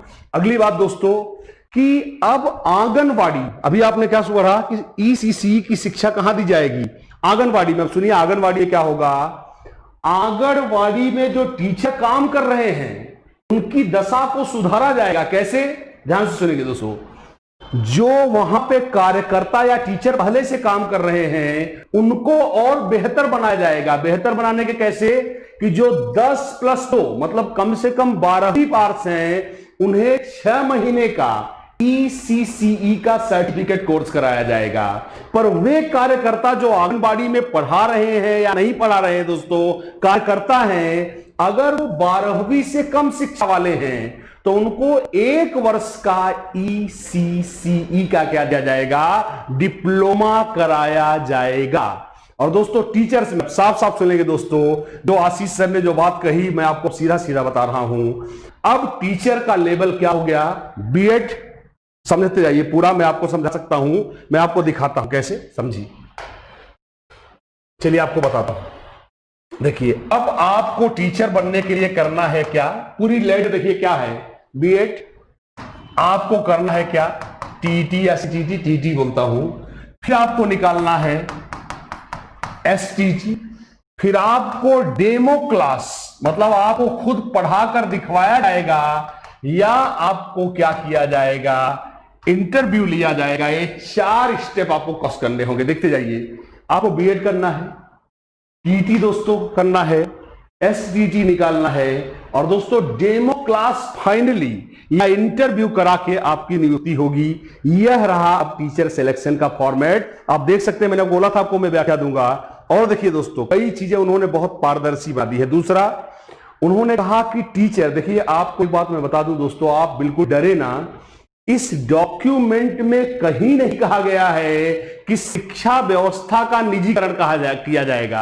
आप में से काफी लोगों ने, कल दोस्तों मैंने देखा, अभी मेरा इंग्लिश TGT का ग्रुप था, वहां बच्चे बड़े परेशान थे, बड़े अजीब तरह के कमेंट कर रहे थे। इस पूरी एजुकेशन पॉलिसी में कहीं नहीं लिखा गया है कि शिक्षा का निजीकरण किया जाएगा। उन्होंने सीधा सीधा, और देखिए दोस्तों, आपको कुछ बातें बताऊंगा क्योंकि आप टीचर वाले सेक्शन का वेट कर रहे हो, तो मैं आपको टीचर सेक्शन की कुछ जरूरी बातें बता सकता हूं। देखिए दोस्तों, ट्रांसफर सिस्टम पूरी तरह से बंद होने वाला है। ट्रांसफर पूरी तरह से क्या हो जाएगा, बंद हो जाएगा। जैसे आप देखते हो ना, आप एक जिले से दूसरे जिले में आपकी जॉब को इतना बेहतर बनाया जाएगा कि आपकी ट्रांसफर को जरूरत नहीं है। कैसे? जैसे आपने केंद्रीय विद्यालय बनाए हैं, नवोदय विद्यालय देखे हैं, ग्रामीण एरियाज में टीचर के लिए घर बनाए जाएंगे, क्वार्टर बनाए जाएंगे, और सुने जाएंगे दोस्तों, जो सैलरी होगी एक, देखिए कहीं नहीं, एक तो आपकी होगी क्या, गवर्नमेंट द्वारा निर्धारित कैसी सैलरी, फिक्स सैलरी। और दोस्तों वो नहीं चाहते कि आप चाहे अच्छा पढ़ाओ चाहे बुरा पढ़ाओ और आपको सैलरी फिक्स मिलती रहे। अगर आपको इससे बेहतर पाना है तो जो लोग अच्छे प्रदर्शन करेंगे उन्हें दिया जाएगा क्या, प्रमोशन। उन्हें दिया जाएगा क्या, इंसेंटिव। और जल्द ही खत्म कर दिया जाएगा उनका कौन सा पीरियड, प्रोबेशन, जो आपकी अस्थायी नियुक्ति होगी। आप शायद 3 सालों तक प्रोबेशन पीरियड पे होंगे। जो अच्छा पढ़ाएगा, टीचर का असेसमेंट कई बार डीच करेंगी, उसको पहली बात उसकी जॉब को परमानेंट कर देंगे दोस्तों। और साथ ही साथ उसे प्रमोशन पर एक बात और ध्यान रखेंगे दोस्तों, प्रमोशन में कोई ऊपर से नीचे नहीं जा पाएगा, न नीचे से ऊपर जा पाएगा। अब आप कहेंगे सर आप क्या कह रहे हैं, ध्यान से सुनेंगे दोस्तों। अब मैं आपको इस पॉलिसी की सबसे बारीक बातें समझा रहा हूं। आइए, लंबवत पदोन्नति नहीं होगी, लंबवत पदोन्नति नहीं होगी। अब आप कहेंगे सर ये क्या है, लंबवत पदोन्नति का क्या अर्थ है? आपने देखा होगा कि प्राइमरी का कोई टीचर अगर बहुत बढ़िया पढ़ाता था, उसको जूनियर लेवल पर प्रमोट कर दिया गया, अब ये सिस्टम बंद कर दिया गया है। आपको अगर प्राइमरी के टीचर के रूप में आप भर्ती हुए हो तो आपको यूनिवर्सिटी लेवल पे नहीं भेजा जाएगा, न तो 6 to 8 पे भेजा जाएगा, 9 से 12 में भेजा जाएगा। आपको उसी लेवल पर प्रमोट किया जाएगा जिसके लिए आप भर्ती हो। जैसे कहा सकता हूं, देखिए समझाता हूं कैसे। आपने बीआरसी सुना होगा, ब्लॉक संसाधन केंद्र, या तमाम जो प्राथमिक शिक्षा से जुड़े डायट इत्यादि हो गए, आपको वहां प्रमोट किया जा सकता है, पर आपको प्राइमरी से यूनिवर्सिटी या सेकेंडरी लेवल पर नहीं भेजा जाएगा। I hope guys you understand, सारे लोग समझ रहे हैं। मैंने आपको बोला था कि मैं आपको बहुत डीप व्याख्या दूंगा। तो रहा दोस्तों, ये रही कुछ मोटी मोटी बातें। अब ध्यान से सुनेंगे। अब जैसा कि सर ने आपको बताया, अब कुछ और जरूरी बातें सुन लेंगे, ठीक है? ये तो रही क्या, आपकी मोटी मोटी बातें। देखिए दोस्तों, टीचर्स के परफॉर्मेंस को चलेंगे एक बार ध्यान से देखेंगे। देखिए दोस्तों, जो आपको तमाम प्रकार की परीक्षाएं, तमाम विश्वविद्यालय दुनिया भर के एंट्रेंस टेस्ट लेते हैं, पैसा भी जाता है, 50 प्रवेश परीक्षाएं होती हैं। उन्होंने कहा कि उच्च शिक्षा में, सुनते जाइए मैं आपको बताता जाऊंगा, उन्होंने कहा उच्च शिक्षा में एक कॉमन प्रवेश परीक्षा बनाई जाए, जैसे आपका कैट होता है, कॉमन एडमिशन टेस्ट। इस स्कोर को बाकी यूनिवर्सिटीज भी इसे मानक मानकर अपने यहां एडमिशन लेंगी। यह बार बार एंट्रेंस लेने वाली सिस्टम को क्या कर दिया जाए, खत्म कर दिया जाए। दूसरी बात उन्होंने कहा दोस्तों कि परीक्षाओं में बहुविकल्पी और डिस्क्रिप्टिव, मतलब ऑब्जेक्टिव और डिस्क्रिप्टिव दोनों टाइप के प्रश्न पूछे जाएं। साथ ही साथ एक बात उन्होंने और कहा है कि जो ये मोटी मोटी किताबें पढ़वाई जा रही हैं, उन्होंने कहा प्रयोगात्मक प्रश्न पूछे जाएं, रट्टा मारने वाले प्रश्न न पूछे जाएं। इससे रटन कल्चर को बढ़ावा नहीं मिलेगा। और उन्होंने कहा जो मतलब निचले स्तर पर शिक्षा में कोचिंग्स का वर्चस्व बढ़ रहा है, जैसे 10वीं 12वीं के लिए जो कोचिंग्स होती हैं, उन्होंने कहा हमें धीरे धीरे कोचिंग फ्री कल्चर की तरफ जाना है, क्योंकि कोचिंग्स क्या करती हैं, अपने स्टूडेंट को रटवाने लगती हैं। तो उन्होंने कहा रटने को बढ़ावा ना मिले, इसलिए हर साल प्रयोग पर अप्लाइड क्वेश्चन पूछे जाएं, क्योंकि अप्लाइड क्वेश्चन की कोई गारंटी नहीं ले सकता कि अगला व्यवहारिक प्रश्न कौन सा आएगा। यह दोस्तों कहती है हमारी नई शिक्षा नीति। फटाक से देखेंगे, कुछ पॉइंट्स और बताऊंगा आपको। चलिए आइए देखते हैं दोस्तों।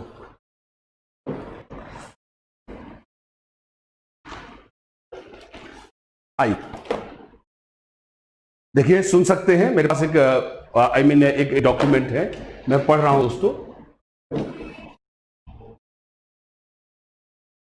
और हाँ, ध्यान रखेंगे दोस्तों, जो बीटीसी या डीएलएड वाले थोड़ा परेशान हो रहे हैं, उनको लगा होगा कि सर बीटीसी डीएलएड कहां जाएगा। 2030 तक आप लोग माने हैं दोस्तों, ध्यान सुनेंगे, 2030 तक आपकी डिग्री माने है। बीटीसी डीएलएड वाले मेरी बात सुन लेंगे, 2030 तक आपकी डिग्री माने है। प्लीज डोंट माइंड ना, आपको 10 साल बहुत होते यार, 2020 से 2030 बहुत लंबा टाइम होता है यार। 10 साल तैयारी करना कोई आसान काम थोड़ी है। चलें आगे दोस्तों, ये ध्यान सुनेंगे। बेहतर कार्य करने वाले शिक्षकों को उच्च वेतन, प्रोत्साहन एवं प्रमोशन जैसी सुविधाएं दी जाएंगी, जिसमें पूर्णकालिक सेवा, मैंने आपको बोला ना कि आपको परमानेंट किया जाएगा। आप मेरी कुछ बात ध्यान सुनेंगे। अगला, प्रमोशन एक स्तर, मैंने आपको अभी बोला ना, आप प्राइमरी में ही प्रमोशन पा जाएंगे। आप प्राइमरी से प्रमोट होकर जूनियर में नहीं जा पाएंगे।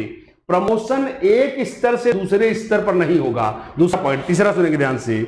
शिक्षकों के लिए दोस्तों, उन्होंने कहा शिक्षक की भर्ती का मानक क्या होना चाहिए, तो उन्होंने कहा इसके लिए राष्ट्रीय मानक बनाया जाएगा। तो उन्होंने क्या कहा, शिक्षकों के लिए राष्ट्रीय व्यावसायिक मानक, ध्यान से सुनेंगे, शिक्षकों के लिए राष्ट्रीय व्यावसायिक मानक, व्यावसायिक मानक। तो दोस्तों इसे क्या बोलेंगे, national professional standard for teacher education.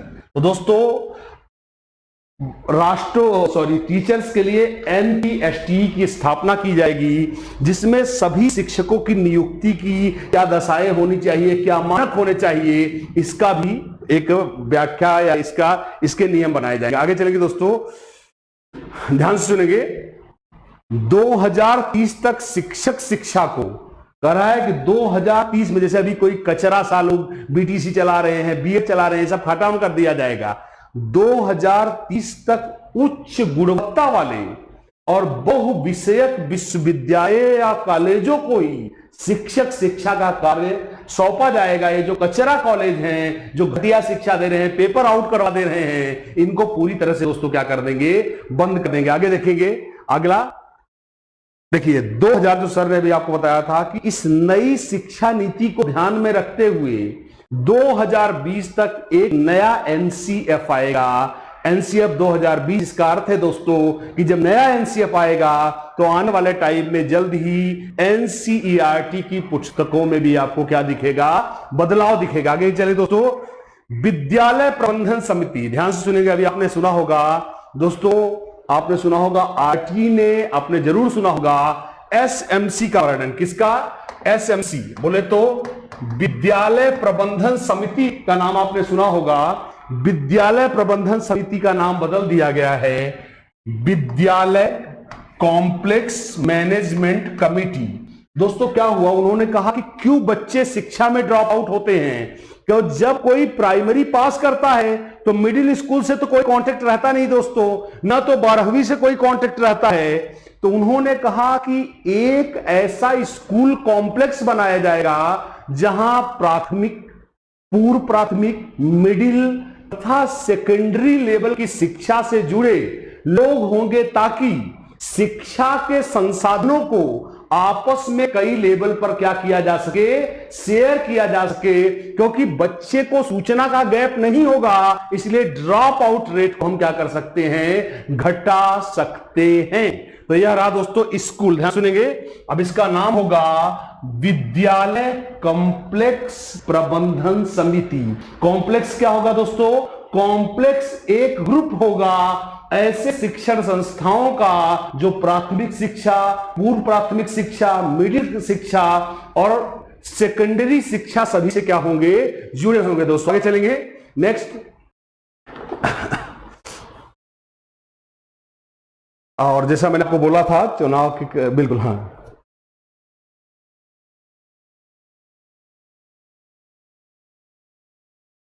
बाकी आपको बता चुका व्यावसायिक शिक्षा में सभी स्नातक कोर्स के साथ जोड़ा जाए। हाँ यस गए, देखिए एक बहुत बड़ा और बदलाव लाया गया है जो आपको इसीलिए मैं दिख रहा था कौन कौन से पॉइंट नहीं हुए हैं। हमारे देश में दोस्तों व्यावसायिक शिक्षा शून्य है। किस स्तर पर, हायर एजुकेशन पर। मैंने आपको पहले बताया कि हायर एजुकेशन पर प्रोफेशनल शिक्षा पूरी तरह शून्य है दोस्तों। तो आने वाले कुछ वर्षों में, I mean it's up to I think 2030 तक, 2030 तक दोस्तों प्रत्येक स्नातक विषय, चाहे आप कॉमर्स लो, चाहे आप साइंस लो, चाहे आप आर्ट लो, इन सब के साथ आपको विकल्प मिलेगा व्यावसायिक शिक्षा पाने का, क्योंकि उनका टारगेट है कि 2030 तक देश की लगभग 50% स्नातक करने वाली छात्र शक्ति कर रही हो कैसा कोर्स, व्यावसायिक कोर्स। उनका कहने का मतलब है दोस्तों कि अगर आप डिग्री नहीं पूरी कर पाए या आपको डिग्री पर नौकरी नहीं मिली, तो आपका यह व्यावसायिक डिप्लोमा या व्यावसायिक कोर्स आपकी रोजी रोटी चलाने में क्या कर सके, मदद कर सके। ओवरऑल दोस्तों आधुनिक शिक्षा की वकालत की गई है। और चलेंगे दोस्तों एक बार और सुनेंगे, आइए देखिए, चलेंगे बिल्कुल। देखिए दोस्तों, अभी आशीष सर ने आपको शिक्षा का अनुपात बताया था किस पे, प्राथमिक स्तर पर और 12वीं पे। दोस्तों उच्च शिक्षा में, हायर एजुकेशन में ध्यान सुनेंगे बिल्कुल। देखिए जैसे दोस्तों आपने सुना होगा, जैसे आपको एनटीए नेट जेआरएफ कराती है, उसी तरह से एनडीए की अब ये जिम्मेदारी होगी कि आप जैसे आप ग्रेजुएशन प्रवेश ले रहे हैं, तो जैसे जेआरएफ नेट एग्जाम होते हैं, उसी तरह से एनटीए, जैसा मैंने आपको बीच में बोला भी था, एक प्रवेश परीक्षा आयोजित कराएगा। यह साल में 2 बार होगी। इसे हम कॉमन एडमिशन टेस्ट कर सकते हैं या आप एंट्रेंस एग्जामिनेशन कर सकते हो। इसी के स्कोर कार्ड के आधार पर ही आपको विश्वविद्यालय में क्या मिलेगा, प्रवेश मिलेगा। यह जानकारी मुझे आदरणीय देवेंद्र सर ने दी। दोस्तों चलेंगे आगे, चलेंगे नेक्स्ट आगे। देखिए अब आप कुछ और पॉइंट जल्दी जल्दी सुन लेंगे ताकि मैं चाहूंगा सारे पॉइंट्स आ जाए। हाँ, मैं बात कर रहा था उच्च शिक्षा में। दोस्तों उच्च शिक्षा में जो शिक्षक छात्र अनुपात है, क्योंकि वहां बहुत सोचने की जरूरत है, वहां तार्किक क्षमता की जरूरत है, वहां चर्चा बहुत मायने रखती है। इसलिए उच्च शिक्षा पर शिक्षक छात्र अनुपात को दोस्तों बहुत कम किया गया है। 1:10 का अनुपात रखा गया है। 1:10 या बहुत बुरी हालत में 1:20 का अनुपात रखा गया है। मतलब बेसिकली उच्च शिक्षा पर शिक्षक ज्यादा अवेलेबल होने चाहिए ताकि छात्र ज्यादा से ज्यादा शिक्षकों से क्या कर सके, इंटरेक्शन कर सके। अगला देखेंगे दोस्तों, यस बिल्कुल। हाँ देखिए दोस्तों, जैसे अब क्या हुआ कि उन्होंने क्या बोला भैया, जो आशीष ने आपको बताया था कि दोस्तों आपको उन्होंने क्या बोला भाई, प्राथमिक पूर्व प्राथमिक शिक्षा में खेलों द्वारा, गतिविधियों द्वारा सिखाया जाए। तो क्योंकि अभी हमारी नई पीढ़ी, जैसे आप पढ़ के आए हो तो आप कक्षा 1 के लिए पढ़ के आए हो, आपको ईसीसी के लिए तैयार नहीं किया गया है। तो उन्होंने कहा भाई जो नए टीचर घुसेंगे किसमें, ईसीसीई में, तो कैसे पढ़ाएंगे। तो उन्होंने कहा ऐसे शिक्षकों को बेहतरीन टीचिंग मटेरियल उपलब्ध कराने के लिए नेशनल टीचर पोर्टल बनाया जाएगा। नेशनल टीचर्स पोर्टल देखेंगे दोस्तों, इसमें यह एक ऑनलाइन वेबसाइट हो सकती है, ऑनलाइन सर्वर हो सकता है, या ऑनलाइन एक ऐसा एजेंडा हो सकता है जिसमें प्रत्येक शिक्षक को ईसीसी से जुड़े मटेरियल को वहां की लोकल भाषा में पढ़ने को मिलेगा। जैसे कोई मान लीजिए दोस्तों, मैंने आपको पहले बोला कि त्रिभाषा फार्मूला की बात की गई है, बच्चे को उसकी भाषा में। अब क्या हुआ, जैसे कुछ भाषाएं ऐसी हैं जहां लिटरेचर उपलब्ध नहीं है, तो उन्होंने कहा मैटर ट्रांसलेट कराए जाएंगे। एनसीईआरटी की किताब को लोकल ट्रांसलेट करेंगे, पर उच्च गुणवत्ता वाली पुस्तकें जो अब तक सिर्फ इंग्लिश या सिर्फ हिंदी में थी, उनका अनुवाद कराया जाएगा और उन्हें फाइनली कहां डाल दिया जाएगा, नेशनल टीचर पोर्टल पर, जहां की आपका टीचर इसे बेहतरीन गुणवत्ता वाले मटेरियल को सीख सके और बच्चों को क्या कर सके, पढ़ा सके। दोस्तों आगे चलेंगे। अब दोस्तों अब कह रहा है कि यह सारे टीचर आपस में शेयर कर सकें, इसलिए दोस्तों क्या बताया जाएगा आपको, इन्होंने एक चीज बनाने के लिए कही है। I am going to write down that, yes, इसको उन्होंने कहा है डिजिटल इंफ्रास्ट्रक्चर फॉर, माफ करेंगे, फॉर नॉलेज शेयरिंग, और इसको शॉर्ट में कहा गया है दीक्षा। देखिए दीक्षा क्या, कि जो डिजिटल पोर्टल में जो मटेरियल होगा जिसे टीचर पढ़ेगा उसे कहा गया है digital infrastructure for knowledge sharing, क्योंकि यहां पे दोस्तों बहुत सारे टीचर आपस में एक दूसरे को कोऑर्डिनेट कर पाएंगे, मैटर का फायदा उठा पाएंगे, इसलिए इसको नाम दिया गया है digital infrastructure for knowledge sharing. और आगे चलेंगे दोस्तों, यह शिक्षा का होगा। और अगला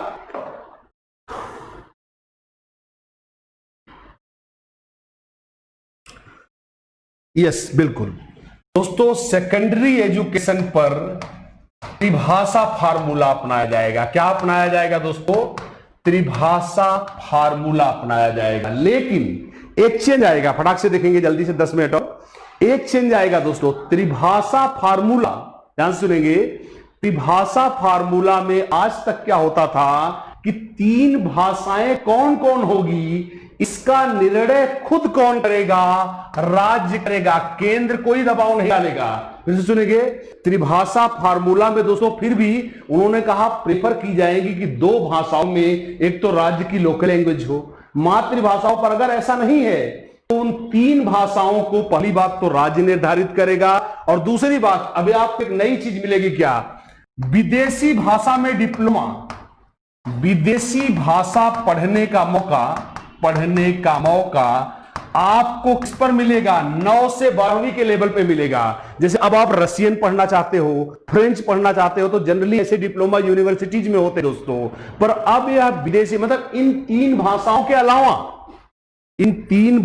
के अलावा अगर आप कोई विदेशी भाषा सीखना चाहते हैं तो आपको इसकी भी व्यवस्था अब आपको कक्षा 9 से 12 के बीच क्या होगी? दी जाएगी दोस्तों। यह एक और प्रावधान है। और चलेंगे आगे, नेक्स्ट,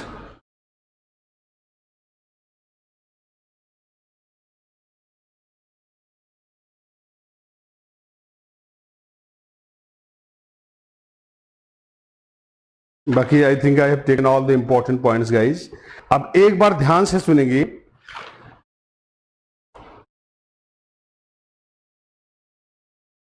दोस्तों हाँ, मैं आपको इसकी कुछ शुरुआती लाइनें पढ़ के बताता हूं। लास्ट के 3 पॉइंट ध्यान से सुनेंगे।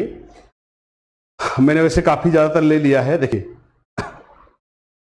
रोजगार के बदलते हुए परिदृश्य को देखते हुए यह जानना जरूरी नहीं है कि आप क्या सीखें, आपने सीखा कि नहीं, बल्कि यह जानना भी जरूरी है कि कैसे सीखना है। और कैसे सीखना है एक बार ध्यान सुनेंगे।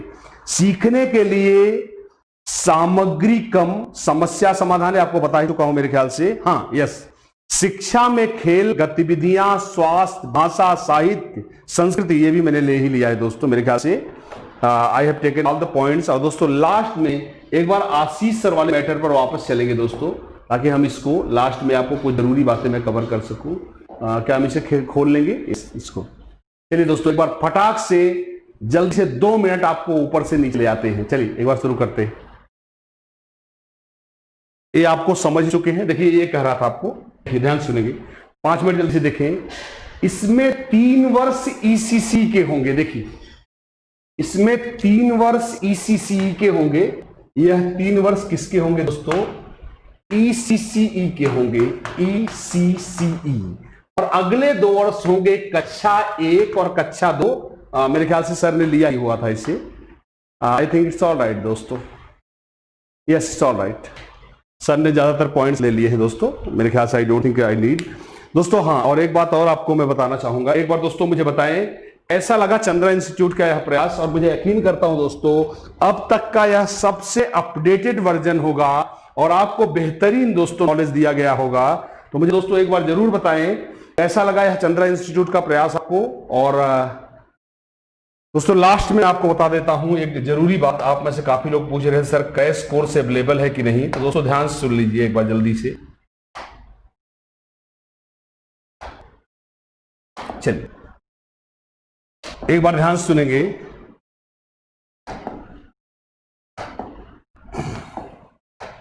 दोस्तों 31 आपको डेट बढ़ा दी गई है, 6 जुलाई शायद कर दी, ठीक है दोस्तों। पहली बात तो आप जान लें कि कोरोना की वजह से 6 अगस्त को खुलेगी कोचिंग। ध्यान सुनेंगे। आप में से कुछ लोग कह रहे थे कि सर आप लोग क्लास क्यों ले रहे हैं, दोस्तों मैं और आशीष सर क्लास ले रहे हैं, एक आध लोग ले रहे हैं, बाकी मैक्सिमम टीचर को छुट्टी ले दी गई है कि हम देखिए क्या है दोस्तों, हमने एक संभावना पर कोचिंग बंद की। संभावना पे क्यों? क्योंकि शिक्षकों का स्वास्थ्य दोस्तों बहुत इंपॉर्टेंट है और हमें लगा कि एक बार चेन, देखिए दोस्तों हमारे लाइव रूम में 40-45 लोग हमेशा रहते हैं, हमने उस चेन को तोड़ा है। इसे मैं आता हूं और आशीष सर 2 दिन से, वरना मैं अकेले ही क्लास ले रहा था। दोस्तों हम लोग इसको कम कर रहे हैं, कम लोग आए और कम लोग रहे लाइव रूम में। पहली बात आपको क्लैरिफिकेशन दे दूं, जो कह रहे थे कि सर आप ऑनलाइन पढ़ा रहे हो, तो दोस्तों सारे टीचर अवेलेबल नहीं है, इसलिए क्लासेज लाइव नहीं चला रहे हैं। दोस्तों काफी लोगों को छुट्टी दे दी है कि थोड़ा ये चेन टूट जाए। देखिए दोस्तों हम आप स्वस्थ रहेंगे तभी हम आपको पढ़ा पाएंगे। दोस्तों यह जान माल की बात है यार, किसी की लाइफ को कुछ हो गया तो कोई दोबारा उसे जिंदा नहीं कर पाएगा। हर आदमी अपने परिवार के लिए, जैसे आपके लिए टीचिंग दोस्तों लर्निंग टीचिंग मायने रखती है, वैसे ही बाकी लोगों के लिए स्वास्थ्य मायने रखता है। देखिए दोस्तों अभी आपको यह सुविधा जो मैंने आपको बताया था कि चंद्रा इंस्टीट्यूट के सभी कोर्सेज दोस्तों आपको 5 जुलाई तक, ध्यान सुनेंगे, 5 जुलाई तक 30% डिस्काउंट पे मिल रहे हैं दोस्तों। कितने परसेंट पे मिल रहे हैं? 30% डिस्काउंट मैंने आपको ये बढ़वा दिया है दोस्तों। और 10 अगस्त, ओह सॉरी 5 अगस्त, माफ करेंगे दोस्तों, 5 अगस्त तक आपको मिल रहे हैं। मैं थोड़ा इसको मोटा करना चाहूंगा। यस दोस्तों 5 अगस्त तक आपको 30% डिस्काउंट पे मिल रहे हैं और आसान है। इसको पाने के लिए आपको चंद्रा इंस्टीट्यूट का, मैं आपको हर एक क्लास में बताता हूं, आपको चंद्रा इंस्टीट्यूट का दोस्तों ऐप इंस्टॉल करना है और उस ऐप को इंस्टॉल करने के लिए आपको गूगल प्ले स्टोर पे जाना है। गूगल प्ले स्टोर, और गूगल प्ले स्टोर पे आपको लिखना है दोस्तों simply Chandra institute Allahabad, Chandra institute Allahabad. और जैसे ही आपको यह ऐप दिखे आपको इस ऐप को क्या कर लेना है? इंस्टॉल कर लेना है। और इंस्टॉल करने के बाद आपको साधारण सा काम करना है, क्रिएट अकाउंट जाना है, क्योंकि आपको अकाउंट तो जानते ही है भाई, कोई भी ऐप आप इंस्टॉल करते हो तो आपको अकाउंट बनाना ही होता है। सिंपल है, आपको यहां सिंपल मैं रोज बताता हूं, आपको योर नेम डालना है, योर मोबाइल नंबर। दोस्तों मोबाइल नंबर इसलिए डलवाते हैं ताकि आपको एक यूनिक क्या जनरेट हो सके, ओटीपी जनरेट हो सके। उसके बाद आपको खुद से बनानी है क्या? यूजर आईडी, और खुद ही आपको अपना क्या बनाना है दोस्तों? पासवर्ड बनाना है। इस तरह से आप रजिस्टर हो जाओगे। रजिस्ट्रेशन के लिए नहीं है कोई भी क्या चार्ज। मैं बार बार बताता हूं, चंद्रा इंस्टीट्यूट के ऐप से जुड़ने के लिए आपको कोई पैसा नहीं पे करना है। This is free of cost. आपको चार्ज कब देना पड़ेगा? जब कोई आप खरीदोगे क्या? कोर्स। तो जब आप इसे इंस्टॉल कर लेंगे, रजिस्टर कर लेंगे, तो दोस्तों आपको जब इसे आप दोबारा ओपन करेंगे तो आपको यहां कोर्सेज की क्या दिखेगी? लिस्ट दिखेगी। तो आपको जो भी कोर्स खरीदना है, मान लीजिए जैसे आपको यूपीटीटी खरीदना है, या आपको बीईओ खरीदना है, या आपको सीटीटी दोस्तों खरीदना है, या आपको लेखपाल खरीदना है। दोस्तों बहुत सारे, हम 15 से ज्यादा लाइव क्लासेस दे रहा है, चंद्रा इंस्टीट्यूट दे रहा है, तो आपको इसके फुल कोर्स में परचेज करना है। जैसे आपको यूपीटीटी पे क्या देखना है? UPTT full course.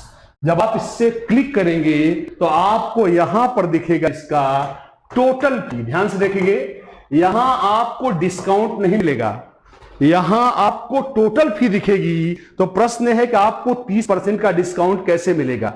बिल्कुल बिल्कुल चलेंगे दोस्तों, हम चलेंगे, कुछ सूचना ये पर एक बार इसको हम बात कर लेंगे। तो टोटल फी में आपको कैसे मिलेगा 30% डिस्काउंट? तो दोस्तों टोटल फी पे करने से पहले आपको वहां पर एक ऑप्शन आएगा, अप्लाई कूपन कोड। देखें, अप्लाई कूपन कोड, और अप्लाई कूपन कोड में आपको डालना है C2020। आपको C कैपिटल में डालना है 2020। यह वो कूपन कोड है जो आपको 30% की क्या दिलाने वाला है? छूट दिलाने वाला है। जैसे ही आप इसे डालेंगे आपका, जैसे मान लीजिए उदाहरण दे रहा हूं, तो सोचिएगा फीस बता रहा हूं, मान लीजिए आपके किसी फीस की टोटल फी क्या है? 5000। तो जैसे ही आप इसे डाल देंगे तो 30% 1500 लेस हो जाएगा, अपने आप आपकी फाइनल अमाउंट कितनी आ जाएगी दोस्तों? 3500 आ जाएगी। मतलब कि चाहे जो भी कोर्स लेंगे, यह कोड डालते ही आपका 30% क्या हो जाएगा? लेस हो जाएगा। तो यह आसान है दोस्तों। फिर इस तरह से आप कोर्स को क्या कर लेते हैं? परचेज कर लेते हैं। अब प्रश्न है कि once you have purchase a course, तो आप कैसे देखेंगे लाइव क्लास? तो how to watch live class? तो दोस्तों जब आप परचेज कर लेते हो तो आपको सिंपल सा अपने होम बटन पे जाना है। You have to go on the home button, और दोस्तों जैसे ही आप उसे क्लिक करेंगे इनफैक्ट आपको पास आएगा एक ऑप्शन, क्योंकि अब आपने कोर्स परचेज कर लिया है तो आपको परचेज कोर्स या परचेज वीडियो कोर्स, अगर अपडेट हो गया होगा शायद परचेज वीडियो है, तो दोस्तों यह ऑप्शन मिलेगा। बस आपको इस ऑप्शन को क्या करना है? क्लिक करना है। उसके बाद जब अपने आप ऑटोमेटिकली जो कोर्स आपने खरीदा होगा चंद्रा इंस्टीट्यूट का, यह ऑटोमेटिकली कहां जाएगा? परचेज वीडियो कोर्स में। देन यू कैन क्लिक गए और यहां से आप आराम से लुत्फ उठा सकते हैं चंद्रा इंस्टीट्यूट की लाइव क्लासेज का। तो ये रहा दोस्तों, दिस वाज द इंफॉर्मेशन। और दोस्तों for any kind of information if you guys are getting confuse, these are the numbers. ये दोस्तों नंबर्स हैं, you can just contact on these. This is the number and there is one more number 9936444560। दोस्तों यह numbers हैं जहां पे आप in the case of any confusion you guys can just give a WhatsApp message. आप WhatsApp message दे सकते हैं दोस्तों। And there is one more option, अगर आपको दिक्कत है, आप कॉल करना चाहते हैं, तो this is the number for calling 9305077569। यह नंबर है where you can call directly in the case of any confusion. Otherwise दोस्तों पूरी तरह से यूजर फ्रेंडली, मैं आपको बोलूंगा दोस्तों, हमारा चंद्रा इंस्टीट्यूट का यह जो ऑनलाइन ऐप दोस्तों यूज करते हैं, this app is totally user friendly. I mean you don't need to get confused about it. आसान है, आप साधारण चरणों में यूजिंग ए क्रेडिट कार्ड और debit card you can buy this course as well. There is no problem at all. And दोस्तों one more thing, as Devesh sir has told me, दोस्तों मैं आपको बताना भूल गया, in fact I was about to sum up this session. देखिए दोस्तों, पहली बात, यह शिक्षा नीति, आप में से काफी लोग अभी भी लाइव है दोस्तों, तो I am going to tell you this thing. Yes, अभी आप में से 2500 लोग लाइव हैं, ध्यान सुनेंगे दोस्तों। यह शिक्षा नीति शिक्षा के क्षेत्र में क्रांतिकारी परिवर्तन लाने के लिए लाई गई है।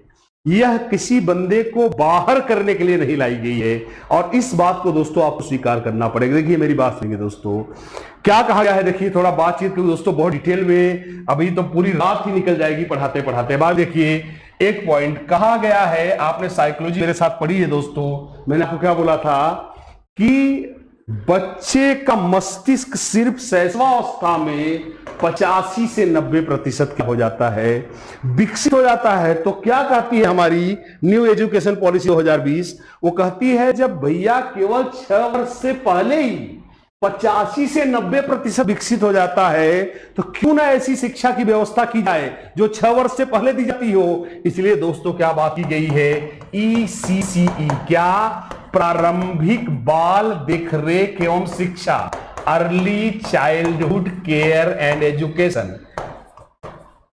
तो दोस्तों उन्होंने इसलिए जोर दिया किस पर? दोस्तों 3 वर्षीय जो 3 से 6 वर्ष की ECCE होगी, यह बहुत मायने रखती है। हर चीज की दोस्तों एक वजह है, और दोस्तों यकीन करिए यह भारतीय शिक्षा में सबसे ज्यादा क्रांतिकारी परिवर्तन लाएगा। और डरे ना दोस्तों, ऐसा तो है नहीं कि सिर्फ आप UPTT कॉल, भाई मैं क्या बोलता हूं, एक बार फिर से स्ट्रक्चर दिखाता हूं। क्या है? आपको क्वालिफाई करना है टेट, आपको क्वालिफाई करना है STT, आपको डेमो क्लास, लास्ट में डेमो क्लास, या फिर आपको इंटरव्यू। ध्यान रखेंगे दोस्तों, इंटरव्यू को नहीं कंफर्म किया गया है। पहला तो ये मत डरें आप, इंटरव्यू ऑप्शनल है किसके साथ? डेमो क्लास के साथ। मतलब या तो आपका डेमो क्लास होगा, समझे जाइए, या तो आपका इंटरव्यू होगा, दोनों नहीं होगा दोस्तों। पहली बात है जान ले, आई मीन ये 3 ही स्टेप हैं, और यह दोस्तों तो आप पहले ही कर रहे थे यार, अब आप इसको क्यों काउंट कर रहे हो? आपको सिर्फ 3 स्टेप पॉइंट कर, मैं तो अभी भी बोल रहा हूं यार। एक बात बताइए, आप बीएड जब करके आओगे, कि आपके अंदर टीचिंग दोस्तों आपसे बेहतर कौन पढ़ा सकता है यार? आपको तो रेडी ही किया। अभी बताओ कोई MBA करके आए तो ना पढ़ा पाए तो समझ में भी आता है, आप तो BA करके आ रहे हो, आपको बताया ही गया है कैसे पढ़ाना है दोस्तों। यह I don't think this is going to be a bloody problem, no, यह कोई बड़ी प्रॉब्लम नहीं दोस्तों। आप डेमो क्लास देना आपके बाएं हाथ का खेल है, थिंक पॉजिटिव यार दोस्तों, थोड़ा सकारात्मक भी सोचिए। अब अगर आप इसको लेकर बहुत कार्य यार इतना लंबा क्या लंबा कर दिया यार, यह परीक्षा थोड़ी है यार, यह कोई परीक्षा नहीं दोस्तों। उन्होंने यह भी साफ नहीं किया है कि आपका इंटरव्यू होगा, नहीं कहा है। उन्होंने कहा डेमो। एक बात बताइए भैया, अरे यार डेमो क्लास से बड़ा इंटरव्यू क्या है भाई? एक टीचर को आप हायर कर रहे हैं, मान लीजिए हम ही अपने कोचिंग में किसी को हायर करते हैं, हम उससे खूब पूछते भैया आपने कहां कहां पढ़ाया, और दोस्तों फिर भी आगे सर करें भैया काम करिए आरपी सर उसे डेमो क्लास बनवा लीजिए। तो दोस्तों क्यों? क्योंकि वही प्रैक्टिकल टीचिंग का उदाहरण होता है। तो ये चीज तो नॉर्मल है यार, नई बात क्या है। और दोस्तों दूसरी बात क्या है, टेट सुपर टेट आप पहले से ही दे रहे हो। तो जो गाइस जो अभी आप देखिए सोचिए, तमाम राज्यों में लोग करे रहे साहब, यूपी में सुपर टीटी आ गया, कहीं नहीं आया, बिहार में आ गया, ये पिछड़े हुए राज्यों में। अब आपको समझ में आ गया पूरे भारत में सुपर टीटी होगा। क्या ये बात समझ गए दोस्तों? तो एकदम कमर कस लीजिए। और दूसरी बात क्या है, बीएड तो दोस्तों हमेशा ही कर रहे थे आप, इसमें नई बात क्या है? Don't this a point to be bothered about, no, इसमें कुछ भी चिंता करने वाली बात नहीं है दोस्तों। आशा करता हूं, देखिए दोस्तों देवेंद्र सर ने एक बड़ी अच्छी लाइन लिखी, आपको सुनाना चाहूंगा। अध्यापक पद की योग्यता का निर्धारण और भर्ती के नियम बनाने का अधिकार राज्य सरकार के पास है। अभी इंटरव्यू को लेकर ना परेशान हो। जो बात मैंने कही वही सर भी कह रहे हैं दोस्तों। मैंने क्या बोला कि देयर इज डेमो क्लास और अथवा या फिर क्या इंटरव्यू, आई मीन दोनों नहीं लिया जाएगा। हो सकता है राज्य सरकार डेमो क्लास कर दी, या हो सकता है, अभी देखिए दोस्तों यह अभी एक विधेयक है। आपको मैंने कई बार बताया, जब तक कोई चीज कानून नहीं बन जाती उसे हम बिल कहते हैं। अभी इसे सिर्फ कैबिनेट की मंजूरी मिली है। यह कानून तब बनेगा जब यह लोकसभा राज्यसभा में पास होगा, साथ ही साथ फाइनली राष्ट्रपति के हस्ताक्षर होंगे। हो सकता है कुछ संशोधन भी हो, लेट्स वेट फॉर दैट। चलिए, और दोस्तों प्लीज एक बार जरूर लिखिए चंद्र इंस्टीट्यूट के कमेंट सेक्शन में जाकर आपको इस वीडियो के कैसा लगा चंद्रा इंस्टीट्यूट का यह न्यू एजुकेशन पॉलिसी को लेकर किया गया यह लंबा चौड़ा प्रयास, जिसमें दोस्तों हमने कोशिश की, मैंने और आशीष सर ने आपको व्याख्या देने की कोशिश की। तो प्लीज एक बार दोस्तों जरूर लिखें चंद्रा इंस्टीट्यूट का यह प्रयास आपको कैसा लगा। तब तक के लिए दोस्तों मैं आरपी मिश्रा आपसे इजाजत लेना चाहूंगा। दोस्तों चलिए, मस्त रहिए दोस्तों, खुश रहिए, आशावादी बनिए। शिक्षक बनना दोस्तों एक बहुत ही सम्मान का काम है। Don't be negative about that. Thank you, good night guys, good night a lot guys, thank you. Welcome to Chandra institute Allahabad. दोस्तों क्या आप जानते हैं कि हमारे अधिकांश परीक्षार्थी परीक्षा देने के बाद ये पश्चाताप करते हैं, काश मैंने इस तरह से पढ़ा होता, काश मैंने फला इंस्टीट्यूट से गाइडेंस ली होती। ये पश्चाताप हमें परीक्षा देने के बाद होता है। दोस्तों ये जिंदगी है, अभी कई जीत बाकी है, कई हार बाकी है, अभी जीवन का सारा सार बाकी है। चंद्रा इंस्टीट्यूट से जुड़ना तो आपका पहला कदम होगा, आगे पूरा किताब बाकी है। किसी कोचिंग संस्थान का चयन करते समय सबसे महत्वपूर्ण पहलू फैकल्टी होती है। उनके कंटेंट तथा समझाने के तरीकों को सर्वाधिक महत्व देना चाहिए। मैं विश्वास ही नहीं पूरे भरोसे के साथ कह रहा हूं कि आप चंद्रा इंस्टीट्यूट की स्वयं फैकल्टी को देखिए। 15 से अधिक कोर्सेज की लाइव क्लासेस चल रही हैं। चंद्रा इंस्टीट्यूट अन्य इंस्टीट्यूटों से बेहतर क्यों? बाद में पश्चाताप करने से अच्छा है कि आप चंद्रा जैसी मेहनती टीम का सही समय पर पहचान करें, क्योंकि आप जितना देर गलत रास्ते पे जाते हैं उतना ही समय लगेगा आपको उस रास्ते पर वापस आने। गुड की जगह बेस्ट को चुनिए, इसलिए कैरियर को अब दीजिए नई पहचान चंद्रा इंस्टीट्यूट के साथ। दोस्तों सबसे अच्छा है कि आप डेमो देखें और स्वतः आकलन करें। डेमो के लिए टेलीग्राम या चंद्रा इंस्टीट्यूट का ऐप इंस्टॉल कर लें, या हमें कांटेक्ट करें इन नंबरों पर 8400333261। I was ever a fighter, so one fight more for the best and the last, guys. And thank you. Thanks a lot. Join